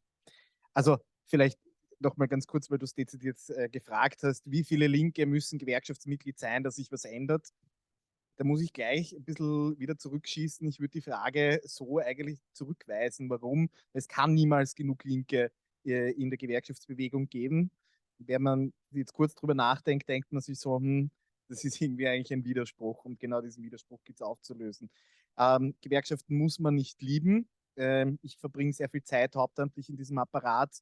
Ich sage immer liebevoll, ich habe eine Hassliebe dazu, weil natürlich sehe ich auch die strukturellen Problematiken, die man verändern muss. Und wie kommt man zu Veränderung, indem auch eben Menschen eben auch zum Beispiel dieses Werkel als eine Möglichkeit zur Beeinflussung von politischen Prozessen sehen. Wie gesagt, 1,2 Millionen Mitglieder, mehrere 10.000 Betriebsrätinnen und Betriebsräte, die da organisiert sind. Da schlummert viel an politischer Macht und auch Durchsetzungsfähigkeit.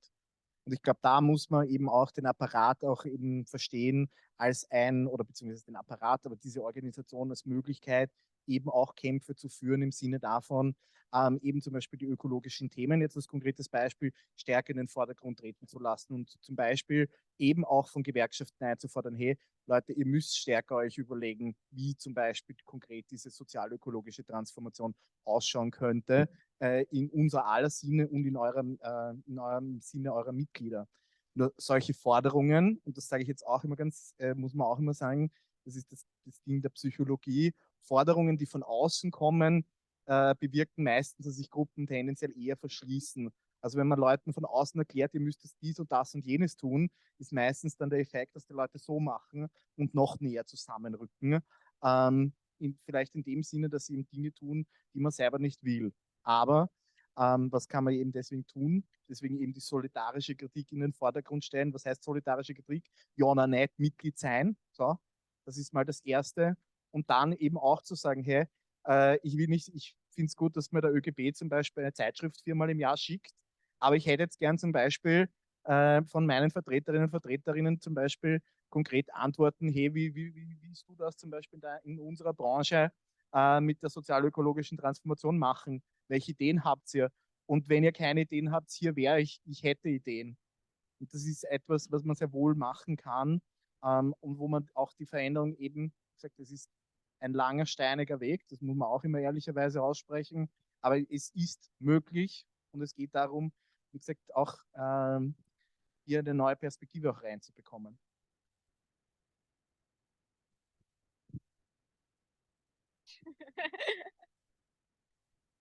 Ja, es ist mir wieder eingefallen und auf die Gefahr hin, dass ich jetzt dann böse Blicke vielleicht von der einen oder anderen Person hier ernten werde. Ich hoffe, ich werde es verkraften. Also, wie man vielleicht merkt, habe ich mich jetzt nicht unbedingt in der Klimabewegung politisiert. Ich bin hier gelandet. Und eine Sache, die mir aufgefallen ist, ist, dass Menschen in der Klimabewegung gerne antikapitalistisch sind und nicht so ganz wissen, was sie damit eigentlich meinen. Und nicht so ganz wissen, wie man den Kapitalismus eigentlich analysieren muss und was eigentlich die grundsätzlichen Problematiken dahinter sind. Und man weiß zwar, man braucht irgendwie was anderes, um da jetzt irgendwie aus dieser Krise rauszukommen, aber man weiß nicht so ganz warum und man weiß auch nicht so ganz, wo man hin will. Und ich glaube, mein Anspruch für die nächsten 5 bis 10 Jahre wäre es, dass wir es hoffentlich schaffen, schon langsam herauszufinden, dass wir nicht nur eine antikapitalistische Klimabewegung sein müssen, sondern eine dezidiert marxistische Klimabewegung sein müssen und dass das 2 Fragen sind, die sich nicht voneinander trennen lassen. Oder eine anarchistische.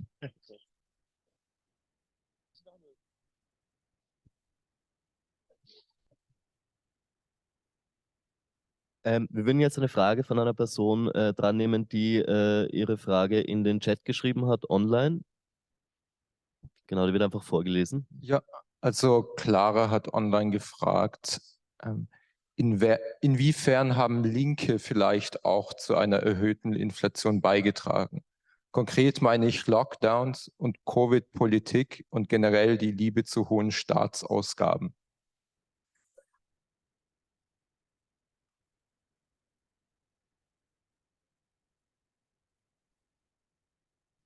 Wurde schon immer Veranstaltungstext. Die Frage, es hat sich niemand von uns beantwortet, außer um zu sagen, wir sind zu schwach, um Inflation auszulösen. Ich glaube wirklich, dass ein vernünftiges Verständnis von Inflation bedeutet, dass Inflation keine Folge von falscher Geldpolitik, falscher Staatspolitik ist und damit auch nicht von falscher Staatsgläubigkeit der Linken oder ich bin mir nicht sicher, ob das jetzt irgendwie so eine Lockdown-Kritik war. Ich habe es nicht ganz verstanden. Ich glaube, der Grund, warum wir uns gerade in einer Hochinflationsphase befinden, ist, dass globale Lieferketten nicht mehr gut funktionieren, weil die 2 Häfen, die 30% der weltweiten Logistik abwickeln, das ist Auckland und Shanghai, immer mal wieder wochenlang in den Lockdown gehen. Das hat übrigens auch nichts mit der also nicht nur was mit der chinesischen Zero-Covid-Politik zu tun. In Kalifornien machen sie den Hafen auch zu, weil es einfach eine scheiß Idee ist, Viren so extrem schnell zu verbreiten. Und das stört halt Lieferketten, das erzeugt Unsicherheit.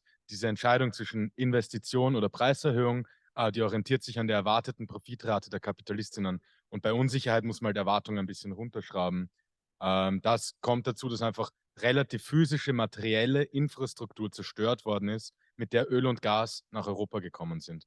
Also es sind einfach Pipelines kaputt. Also 2 sind halt so in die Luft geflogen. In der Nordsee, ich glaube, das ist klimamäßig nicht cool gewesen. Aber auch irgendwie habe ich gehört, es hat uns 3 Jahre gekostet in Bezug auf 1,5 Grad Ziel. Aber es sind ja auch einfach die Energieinfrastruktur, die durch die Ukraine gegangen ist, ist in Mitleidenschaft gezogen worden durch diesen Angriffskrieg. Also ich bin ein ganz großer Anhänger der Arbeitsweltlehre zum Beispiel. Und ich glaube nicht, dass Energie die wahre Arbeitskraft in dieser Preisberechnung ersetzen kann. Aber Energie geht in fast alle Produktionen hinein. Das heißt, wenn Energiekosten in die Höhe schießen und sind halt einfach in die Höhe geschossen, dann gehen halt Produktionskosten massiv rauf. Und das ist halt einfach ein Problem für Kapitalisten, wenn Produktionskosten massiv raufgehen, weil sie nicht mehr wissen, ob sie die Scheiße verkaufen können. Jetzt habe ich die Rhetorik gefunden. Insofern, nein, die Linke hat, außer es waren irgendwelche Linken, die Nord Stream 1 und 2 hochgejagt haben, glaube ich, nichts dazu beigetragen, dass wir uns in einer Inflationskrise befinden. Aber die Linke hat halt voll viel dazu beigetragen, dass wir keine linke Antwort auf diese Inflationskrise bisher gefunden haben. Und die wir gefunden haben, ist zwar inhaltlich richtig, zur Wien-Energie demonstrieren zu gehen. Also ihr wart, wir waren, dritte Gruppe war auch noch, wir waren halt immer zu 300. Und das, also da lacht die Wien-Energie halt. Und da lacht auch irgendwie die SPÖ in der Stadtregierung. Und letzter Punkt, was ich lustig fand. Die SPÖ im Bund fordert jetzt, dass man die Energierechnung aussetzen soll im November und im Dezember. Und sie nennen es Winterhilfe. Und irgendwas macht das mit mir, was von der Assoziation nicht so cool ist. Aber das ist nicht der Punkt. Die Wien Energie ist wie ganz viele andere Energieversorgungsunternehmen zu 100% in städtischer Hand und setzt diese Rechnungen nicht aus. Das hat was mit der privatwirtschaftlichen Form zu tun. Das hat aber echt auch was zu tun, dass wir es nicht schaffen, den Druck auszuüben, der Leuten Angst macht, der eine Stadtregierung Angst macht, wenn sie diese Energierechnungen nicht aussetzen, dass dann halt der Hut brennt. Und daran ist, glaube ich, die Linke schuld. Oder halt einfach, also genauso wie es die Gewerkschaft nicht gibt, ist nicht die Linke. Aber die linken Organisationen hier am Podium sind daran halt ein bisschen mitschuld. Sollten wir ändern.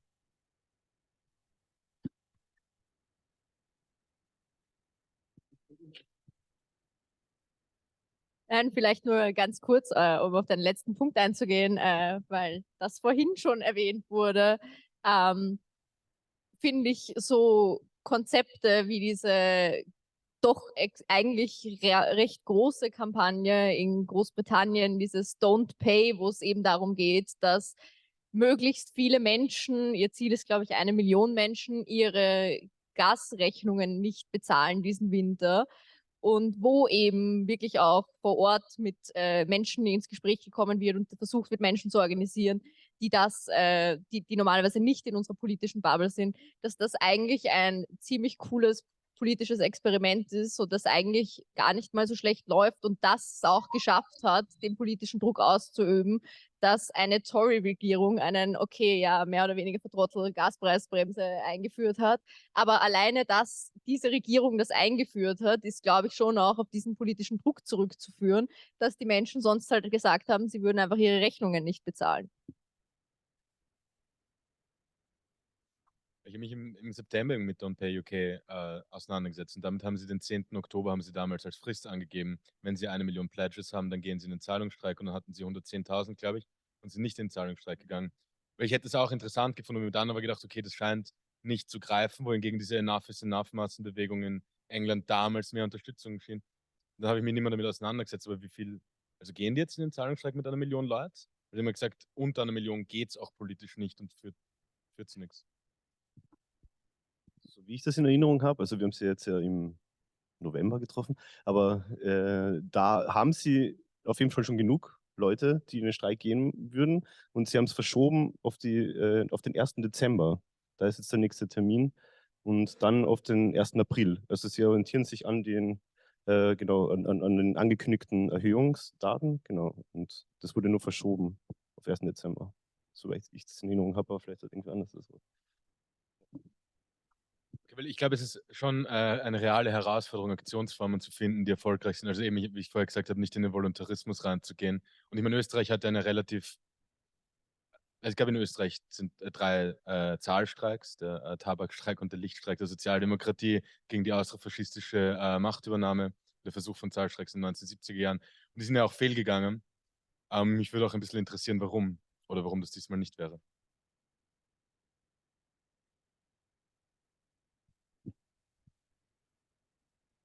Bitte aufzeigen bei weiteren Wortmeldungen. Okay, da ist jemand.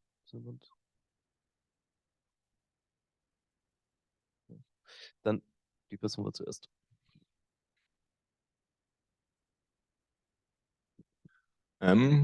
Ja, voll. Also ich glaube, dass wir, also die erste Frage, also so Ding, also einerseits, ich glaube, dass wir Menschen zwar nicht nur alle von diesem System geknechtet sind, also ich sage jetzt mal geknechtet, sondern auch mit unserem täglichen Leben ein bisschen das System schützen. Also indem wir haben zwar keine andere Wahl, als einkaufen zu gehen und zu arbeiten, aber wir tun es auch und darauf verlässt sich das System.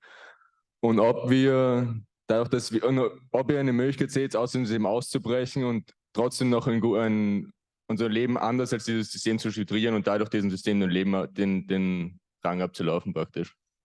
Oder wegen einer anderen Weise aus diesem Zwist rauszubrechen.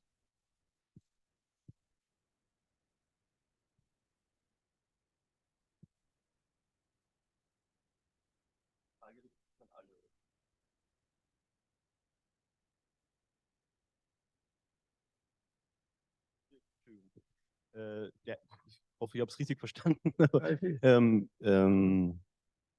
Ja, ich glaube, es ist nicht möglich, irgendwie sich, weiß nicht, aus dem System, was auch immer das heißt, soll rauszunehmen und irgendwie parallel irgendwie so ein Leben ohne irgendwie Einfluss des Systems zu führen. Aber das wäre auch ein komplett falscher Ansatz irgendwie. Also wir wollen ja eigentlich in diese Gesellschaft reinwirken und nicht uns davon rausnehmen und so einen Eskapismus machen, sondern im Gegenteil müsste man innerhalb der Gesellschaft jetzt schon Strukturen aufbauen, die quasi so die Rücknahme des Staates in die Gesellschaft anstreben. Das heißt, einfach solidarische Strukturen aufzubauen, abseits der Logiken von Staat und Kapital. Und das ist ja nicht irgendwie ein Außerhalb, sondern es wäre drinnen. Und da könnte man eben Praxisformen finden, die natürlich diese sehr mächtigen Kategorien wie Lohnarbeit, wie, weiß nicht, einkaufen gehen müssen und sowas auch aufbrechen. Also man kann proletarisch einkaufen, man kann irgendwie ein Zusammenleben anders gestalten, dass man eben nicht von Lohnarbeit so abhängig ist. Man kann Häuser besetzen und damit Eigentumsverhältnisse in Frage stellen. Und diese Praxisformen sehe ich schon als sehr wichtig an, weil sie halt eben über das Bestehen hinausweisen und eben nicht nur in diesen legalistischen Rahmen verfahren, sondern auch den Denkhorizont auch anders gestalten. So, es könnte auch anders sein. Und das können wir tatsächlich nicht irgendwo auf einen anderen Tag oder auf revolutionäre Zeiten vertagen, sondern damit müssen wir halt echt auch jetzt anfangen. Und es gibt ja auch schon Beispiele, wie in Wien, aber auch überall auf der ganzen Welt, die das sehr erfolgreich machen. Ja, okay, dann habe ich es richtig beantwortet.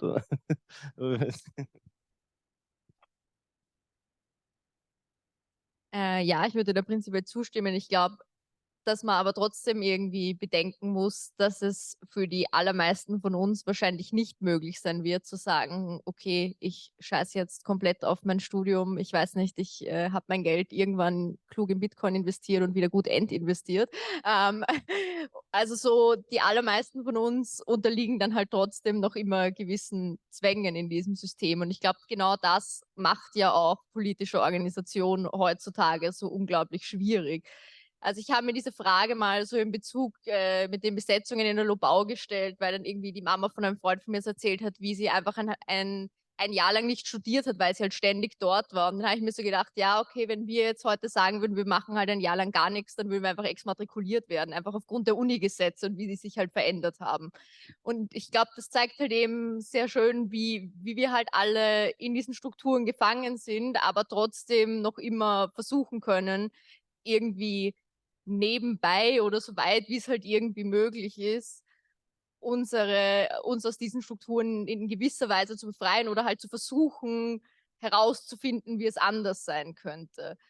Wo ich allerdings eine sehr große Gefahr sehe, ist, wenn man dann glaubt, dass diese Räume, die man sich selbst schafft, irgendwie völlig frei von diesem System leben können. Und ich glaube, dass das schon irgendwie eine Tendenz ist, die es oft gibt, dass man dann irgendwie glaubt, so, wenn ich mir hier jetzt irgendwie meinen Hörsaal schaffe, dann wird dieser Hörsaal super inklusiv sein und es wird niemand hier sexistisch sein und niemand hier irgendwie was Rassistisches sagen, weil das halt einfach nicht der Lebensrealität entspricht. Und ich glaube, da muss man halt extrem vorsichtig sein, nicht zu glauben, dass man dadurch irgendwie aus der Gesellschaft und aus den Problemen der Gesellschaft entfliehen kann und sich deshalb, oder auch, dass man diese Probleme innerhalb seiner Bubble irgendwie lösen kann, während sie außerhalb weiterhin existieren. Ich glaube nämlich tatsächlich nicht, dass das möglich ist.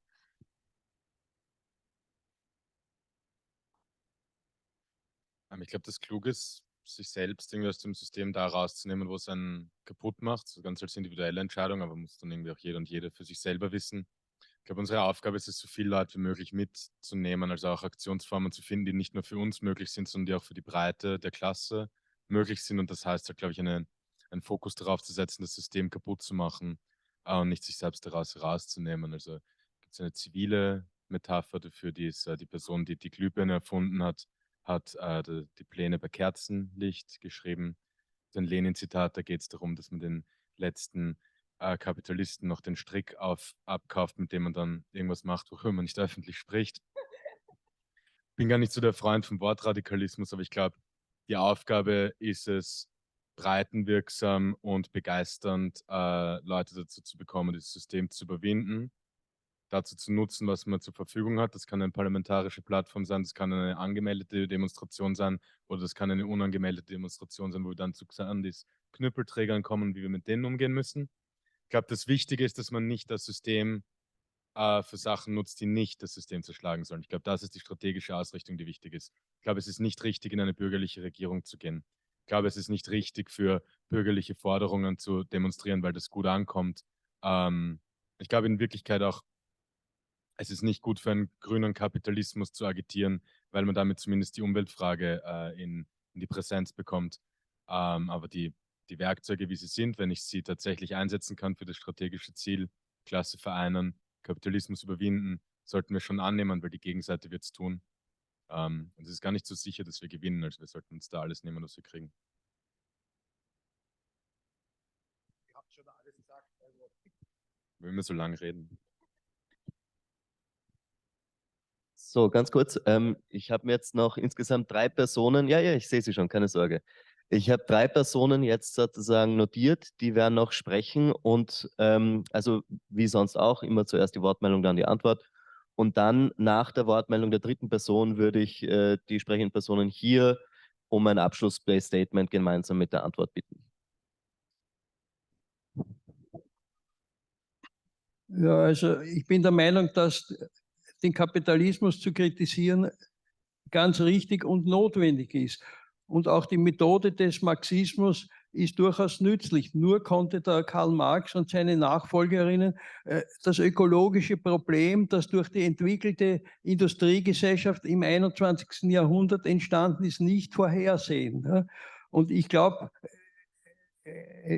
dass an der Größe des Problems, vor dem wir stehen, hier vorbeigeredet wird. Ich glaube, dass diese Inflation, die wir jetzt erleben durch Einstellung der russischen Gaslieferungen, nur eine Vorankündigung von viel größeren Krisen ist. Ich kann das zwar, ich bin kein Prophet, ich kann das nicht vorhersehen.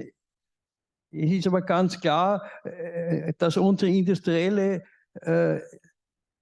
Zivilisation in der Weise, wie sie jetzt abläuft, nicht weiterlaufen kann, wenn es diese fossilen Energiequellen nicht mehr gibt. Wenn die schwinden oder abgedreht werden, dann hat das zur Folge, dass der globalisierte Handel, diese ganzen Lieferketten zu 90% zusammenbrechen und dass in den Industrieländern es kein Wohlstandswachstum, sondern einen Wohlstandsverlust geben wird. Das möchte ich einmal sehen, wie also gewerkschaftliche Organisation, durchaus nützlich und notwendig, aber Gewerkschafter vertreten die Interessen ihrer Mitglieder. Und ich möchte wissen, wie sie die vertreten werden können, wenn sie den Mitgliedern sagen müssen, ein Drittel der Mitglieder wird arbeitslos, weil die Firmen zusammenbrechen müssen, die kein Geschäft mehr machen können. Und man wird nicht mit höheren, sondern mit geringeren Löhnen auskommen müssen. Das Problem, vor dem wir stehen, ist eine Überlebenskrise. Wie können 8 oder 9 Milliarden Menschen mit viel weniger Rohstoffen und Energie überleben? Ja? Auch die Agroindustrie funktioniert nur durch Millionen Traktoren, die mit Öl angetrieben werden. Das lässt sich nicht so leicht auf Elektroantriebe umstellen. Ne? Da sehe ich eine Hungerkrise kommen. Da gibt es natürlich noch andere Probleme, Bodendegradation und dass es keinen Phosphordünger mehr geben wird und so weiter und so weiter. Das sind alles Probleme, die wissenschaftlich bearbeitet werden können.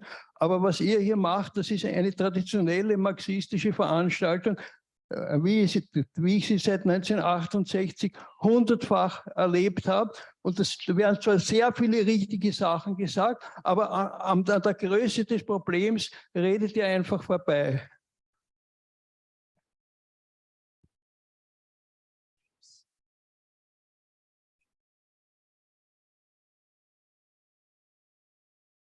Ich wollte nur kurz sagen, also Marx hat es schon irgendwie.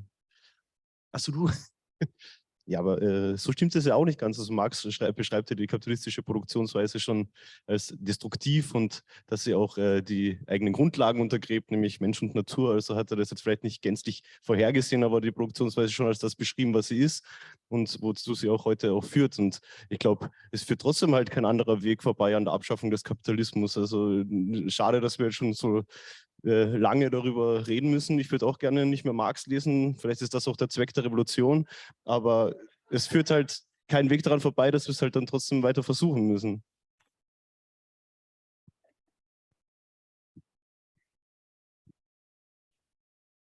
Ja, danke, dass du mir das vorweggenommen hast. Marx und die ökologische Krise ist tatsächlich ein sehr spannendes Thema, aber es wird gerne von vielen Leuten ignoriert. Aber ich denke, im Endeffekt geht es genau darum, also all das, was da gerade genannt wurde bezüglich unsere Traktoren und unser Essen wird auch mit Öl produziert und so weiter und so fort. Also so genau das ist halt der springende Punkt und genau das ist der Grund, warum wir dieses Problem nicht innerhalb des Kapitalismus lösen werden und warum ich auch von einem fossilen Kapitalismus spreche, weil es einfach absolut unrealistisch ist zu glauben, dass der Energiebedarf des Lebens, wie wir es heute führen und des Produzierens, wie es heute im Kapitalismus gemacht wird, durch erneuerbare Energien in irgendeiner Form gedeckt werden kann. Aber genau das ist meines Erachtens nach der Grund, warum wir uns auch auf marxistische Analysen zurückbeziehen müssen, warum wir von einer Überwindung des Kapitalismus reden müssen, weil wir es anders nicht schaffen werden, diese Krise zu lösen.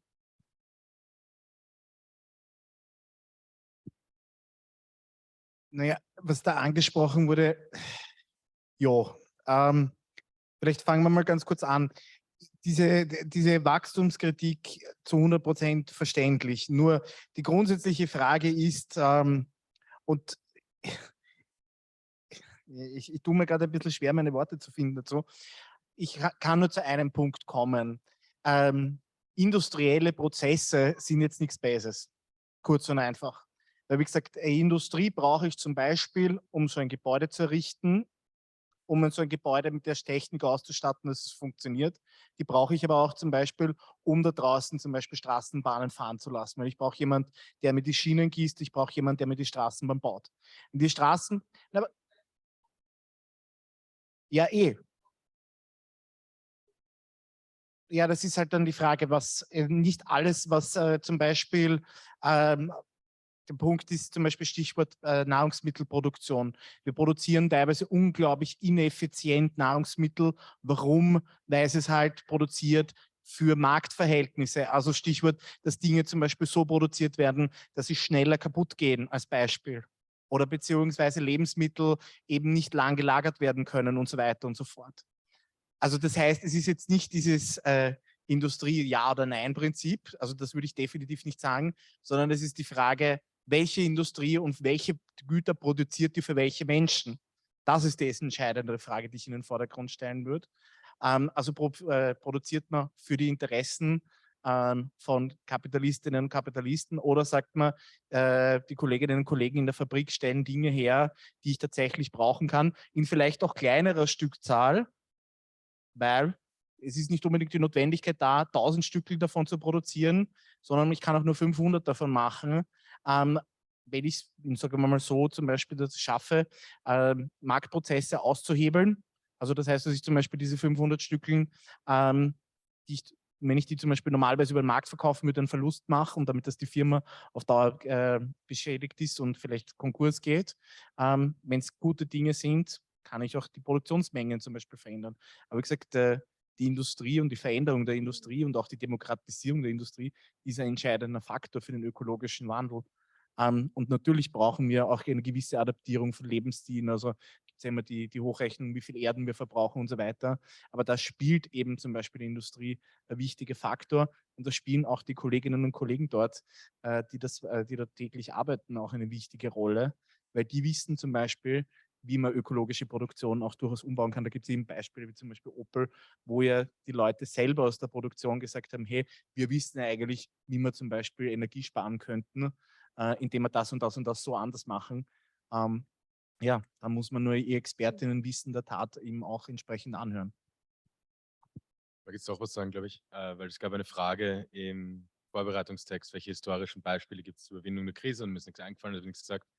Aber an das ansetzend, was der Chris gesagt hat, die Demokratisierung der Produktion, also zu entscheiden, was wir produzieren, wie die Menschen produzieren, das ist so eine Frage der Arbeiterinnen und Demokratie zu machen. Da gibt es historische Beispiele, wie zum Beispiel die Streiks bei den Lucas Industries in den 1960er Jahren, die zwei Sachen gemacht haben, die auf der einen Seite Massenentlassungen verhindern wollten, auf der anderen Seite verhindern wollten, dass sie Kriegsgerät für den britischen Imperialismus herstellen müssen, und die Expertinnen vor Ort, also die Facharbeiterinnen, einen Plan erstellt haben, wie sie haben das sozial wünschenswerte Produktion durchführen könnten im Verbund. Es gibt dort keinen Grund zu glauben, warum man sowas nicht in einer niedrigeren Stückzahl machen sollte oder bei einer geringeren Arbeitszeit, 20-Stunden-Woche, und du hast schon mal deutlich weniger Emissionsausstoß in der Produktion.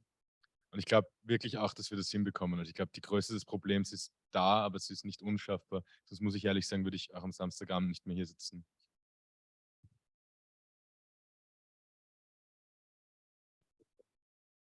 Genau, ganz kurze Durchsage. Wir haben jetzt noch 2 Wortmeldungen.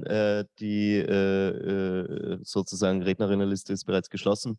Genau, und wir schauen, dass wir gegen 18:30 ungefähr zum Ende kommen, damit die Personen, vor allem die hier übernachten, auch noch zum Abendessen kommen. Bitte. Meine Frage würde den Raum hier betreffen.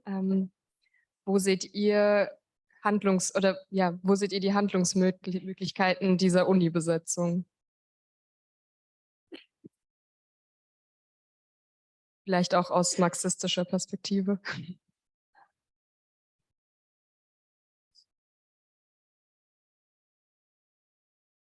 Sehr schön.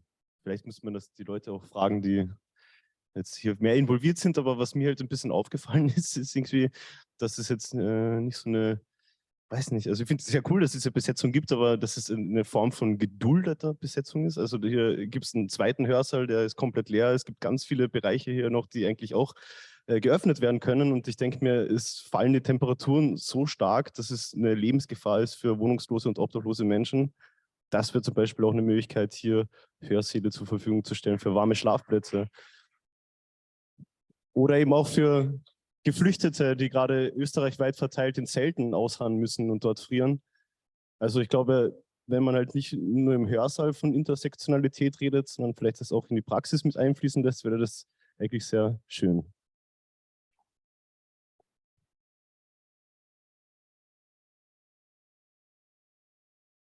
Ja, Stichwort geduldete Besetzung. Ich glaube, wir haben in der Vergangenheit schon mal erlebt, was es heißt, wenn eine Besetzung länger geduldet wird, als es die eigentlichen Ressourcen eventuell zulassen würden in der Praxis. Und ich glaube, dass das ein sehr großes Problem darstellt, vor dem wahrscheinlich, würde ich jetzt mal behaupten, auch diese Besetzung irgendwann stehen wird. Und deshalb glaube ich, geht es eher darum, die Zeit jetzt zu nutzen, um möglichst viel darüber zu diskutieren, was eben Möglichkeiten sind, wie kann es weitergehen, wie kann es auch abseits der Uni weitergehen, und nicht nur irgendwie darüber zu diskutieren, dass jetzt irgendwie der Rektor oder irgendwie das nächste Senatsmitglied für ein Gespräch da ist, sondern wirklich sich zu überlegen, warum machen wir das hier? Und ich glaube, es ist denke ich, doch allen bewusst, dass wir das hier nicht machen, um die Uni zu besetzen, und dass es jetzt auch nicht geht, irgendwie konkrete Forderungen an der Uni durchzubringen, sondern es geht darum, Menschen mal konkrete politische Praxis zu zeigen und sich dann vielleicht auch schon währenddessen zusammenzusetzen und sich zu überlegen, was könnten die nächsten Schritte sein und was könnten unsere nächsten konkreten politischen Praxisen sein.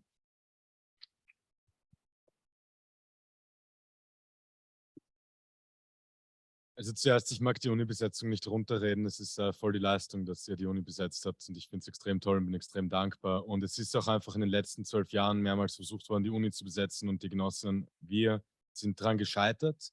Insofern ist es ein großes Ding. Ich glaube, es gibt ein paar Sachen, die man tun könnte. Auf der einen Seite diesen Raum hier zu nutzen, um ganz viele Leute zu politisieren und zu radikalisieren. Und zwar auch Leute, die noch nicht hier sind.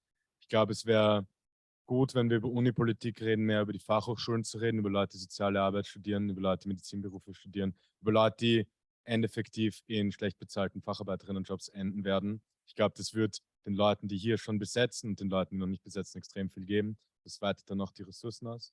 Ich glaube, Diskussionen zu führen, die eben Leute nachhaltig radikalisieren. Und auf der anderen Seite, Soli-Besetzungen sind urwichtig und urgut, aber ich glaube echt, dass Leute den Mut haben sollten, für ihre eigenen Interessen sich zu organisieren und zu kämpfen. Das ist authentisch. Es gibt genügend im Studium, wo man nicht nur seine eigenen Privilegien reflektieren muss, studieren zu dürfen, sondern auch darüber wütend sein sollte und ankämpfen sollte, wie es ist, keine Ahnung, arbeitende Studierende zu sein. Was es heißt, Studierende mit Pflege oder Betreuungspflichten zu sein. Oder auch, was es einfach heißt, Studierende zu sein in einem Jahr, wo um 15% der Mini-Warenkorb in die Höhe geht. Und darum wütend zu kämpfen, gibt ihm, glaube ich, ein Leben und eine Authentizität, die anstecken kann, die dann auch, ich würde mir gar nicht so zum Ziel setzen, immer alles über die Uni hinweg zu machen. Wenn ihr mal relevante Teile der Uni auf eurer Seite bekommt, ist es ein Riesenerfolg, an dem wir ernsthaft seit 10, 15 Jahren immer wieder sagen, wir hätten das gern und uns dann darauf hinausreden, dass die Uni eh nicht so wichtig ist, weil da nur Bildungsbürger rumhängen. Aber wenn man nicht mal die linken Bildungsbürgerinnen organisieren kann, dann frage ich mich, wie man an die Arbeiterinnenklasse rankommen möchte, wo man nicht mehr weiß, wo deren Fachhochschulen stehen.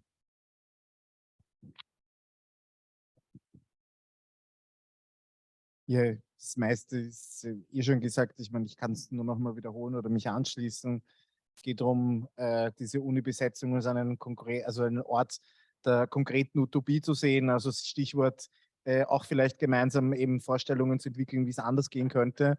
Und da eben auch zum Beispiel die Chancen, eben auch zum Beispiel den Dialog zu nutzen. Also zum Beispiel eben Kolleginnen und Kollegen aus anderen Bereichen einzuladen, die nicht studieren und zu sagen, hey, lasst uns denn doch mal diskutieren gemeinsam, wie man denn ein Stück des Weges gemeinsam gehen kann, wie man die Welt gemeinsam verändern kann. Ich glaube, das ist das Wichtigste, eben diesen Raum einfach zu nutzen, sowohl den Raum, als auch den Raum als eben als eine Metapher für die Möglichkeit, eben den Dialog zu suchen. Stichwort darüber zu marschieren zum Bilder und zu sagen, hey, reden wir doch mal drüber, was sind deine Sorgen und Nöte und wie könnte man das zum Beispiel auch mit der Klimabewegung und sozialen Anliegen verbinden? Ja, also die fragende Person hat die Frage gerade zurückgezogen. Das heißt, wir könnten noch eine letzte Abschlussrunde machen mit Abschlussstatements. Ich möchte mich an dieser Stelle schon sehr, sehr herzlich noch einmal bei den Organisatorinnen der Besetzung bedanken, dass wir die Diskussion hier in diesem Rahmen durchführen könnten.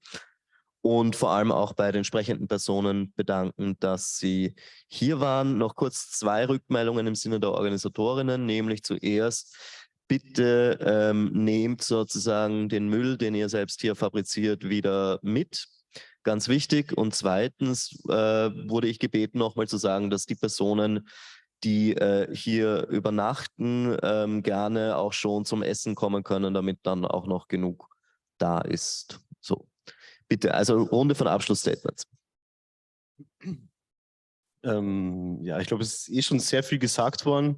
Ich glaube halt eben, ja, in der jetzigen Situation muss die gesellschaftliche Linke an Stärke gewinnen, muss an Ausstrahlungskraft gewinnen und muss auch wirklich diese, was man immer so Gegenerzählung nennt, wirklich als ja, greifbares Moment halt auch irgendwie rüberbringen und damit halt irgendwie auch Leute erreichen.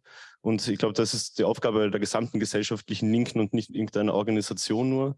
Und ich glaube aber, was da sehr zentral und wichtig ist, was ich auch versucht habe herauszustreiten, ist es da halt eben Abstand zu nehmen von irgendwelchen Staatsillusionen oder Staatsgläubigkeiten, dass man halt auch antikapitalistisch diese Kämpfe führt und auch den Konflikt auch sucht. Also nicht irgendwie sich irgendwie so reformistisch oder brav oder harmlos rübergibt, sondern auch tatsächlich auch eine Systemfrage stellt, die halt auch ja den Konflikt auch sucht. Und ich glaube, das wäre in Österreich generell sehr schön, wenn da irgendwas in Bewegung kommt.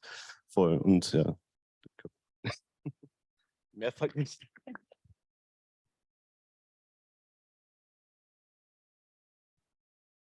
Ja, ich bin auch nicht so ein großer Freund von Abschlussstatements. Ich glaube, was mir persönlich noch wichtig wäre, ist auch nochmal mich bei den Besetzerinnen und Besetzern der Uni zu bedanken und nochmal wirklich irgendwie mitzugeben, wie unglaublich wichtig ist, dass das hier passiert und wie unglaublich wichtig es aber auch ist, das zu nutzen und sich nicht irgendwie der Illusion hinzugeben, das ist es jetzt gewesen oder auch nicht in irgendwie einen Trott zu verfallen, dass das jetzt irgendwie nichts bringt, wenn dabei keine konkreten Ergebnisse rausschauen, sondern einfach diesen Raum zu nutzen und aus vergangenen Protesten zu lernen, sei es an der Uni, in den Fabriken oder andere Besetzungen, wie zum Beispiel in der Lobau.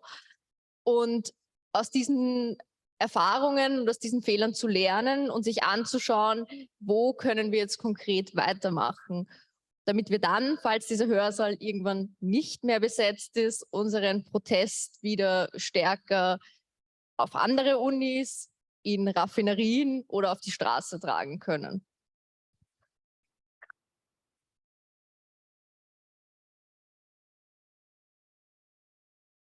Danke, ich nutze das Abschlussstatement für irgendwie das Zugespitztere, was ich sagen wollte, weil dann kann mich außer dem Christian nach mir spricht niemand mehr arg angreifen. Ja, du du machst es immer.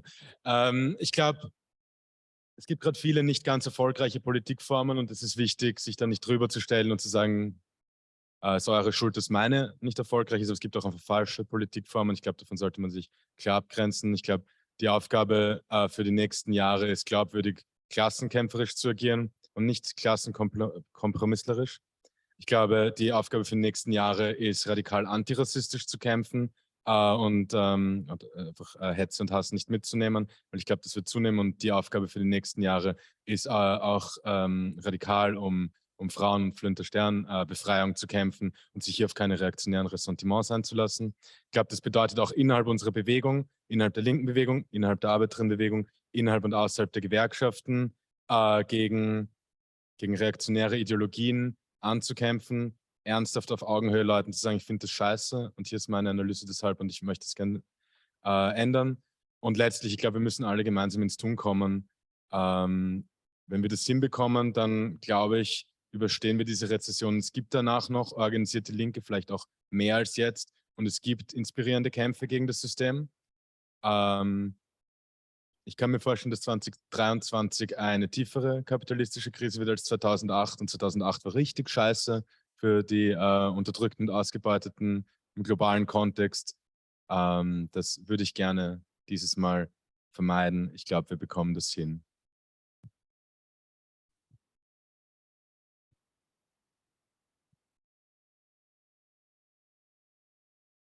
Ja, also ich weiß nicht, ich habe jetzt auf einmal mein eigenes Mikro. Keine Ahnung. Nein, vielleicht mal als Abschlusspunkte vielleicht ein paar Geschichten. Die erste, über den eigenen Schatten zu springen. Also wie gesagt, ich habe heute versucht, ein bisschen anzudiskutieren und zu sagen, Bündnisse müssen breit sein oder es wird halt nichts passieren am Ende des Tages. Und jetzt muss ich weiß nicht, ich habe heute ein bisschen einen Fetisch jetzt auf die Eisenbahnschienen wieder zurückkommen.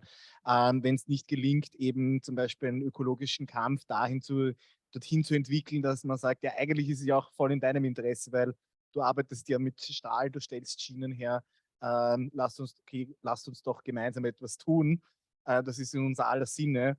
Dann kann es ihm gelingen. Also breiter werden und da auch die sozialen Bilder ein bisschen über den Jordan zu hauen, also im Sinne von eben auf Menschen auch zuzugehen, den Dialog zu suchen.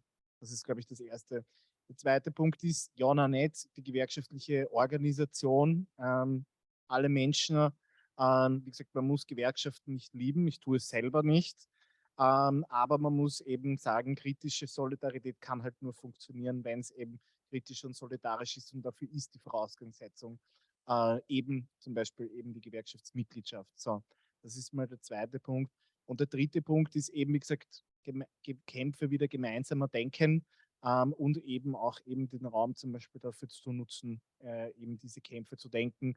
Also Stichwort, sich den Masterplan zu überlegen, wie überzeugt man die Bilderkassiererin und den Stahlarbeiter davon, dass eigentlich ziemlich gut ist, wenn eine Universität zum Beispiel besetzt ist und wenn da radikal darüber diskutiert wird, wie es mit unserer Gesellschaft, unserer Wirtschaft etc. weitergeht. Und in diesem Sinne kann ich auch nur, es ist viel Dank ausgesprochen worden.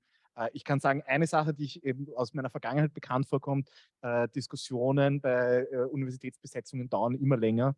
Also es finde ich gut, dass diese Kontinuität beigehalten ist. Und ja, sag mal danke.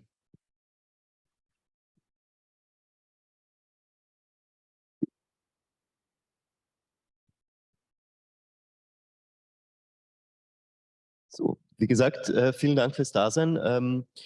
Ich habe die Durchsagen, die an mich herangetragen wurden, durchgegeben. Möchten die Menschen von der Organisation noch was sagen? Ansonsten war es das von unserer Seite. Vielen Dank nochmal.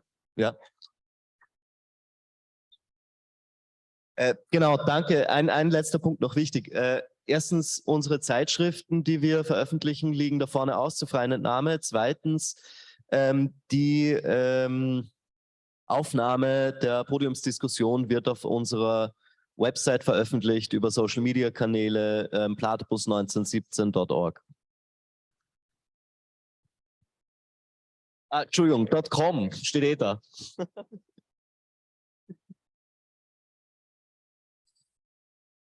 Das muss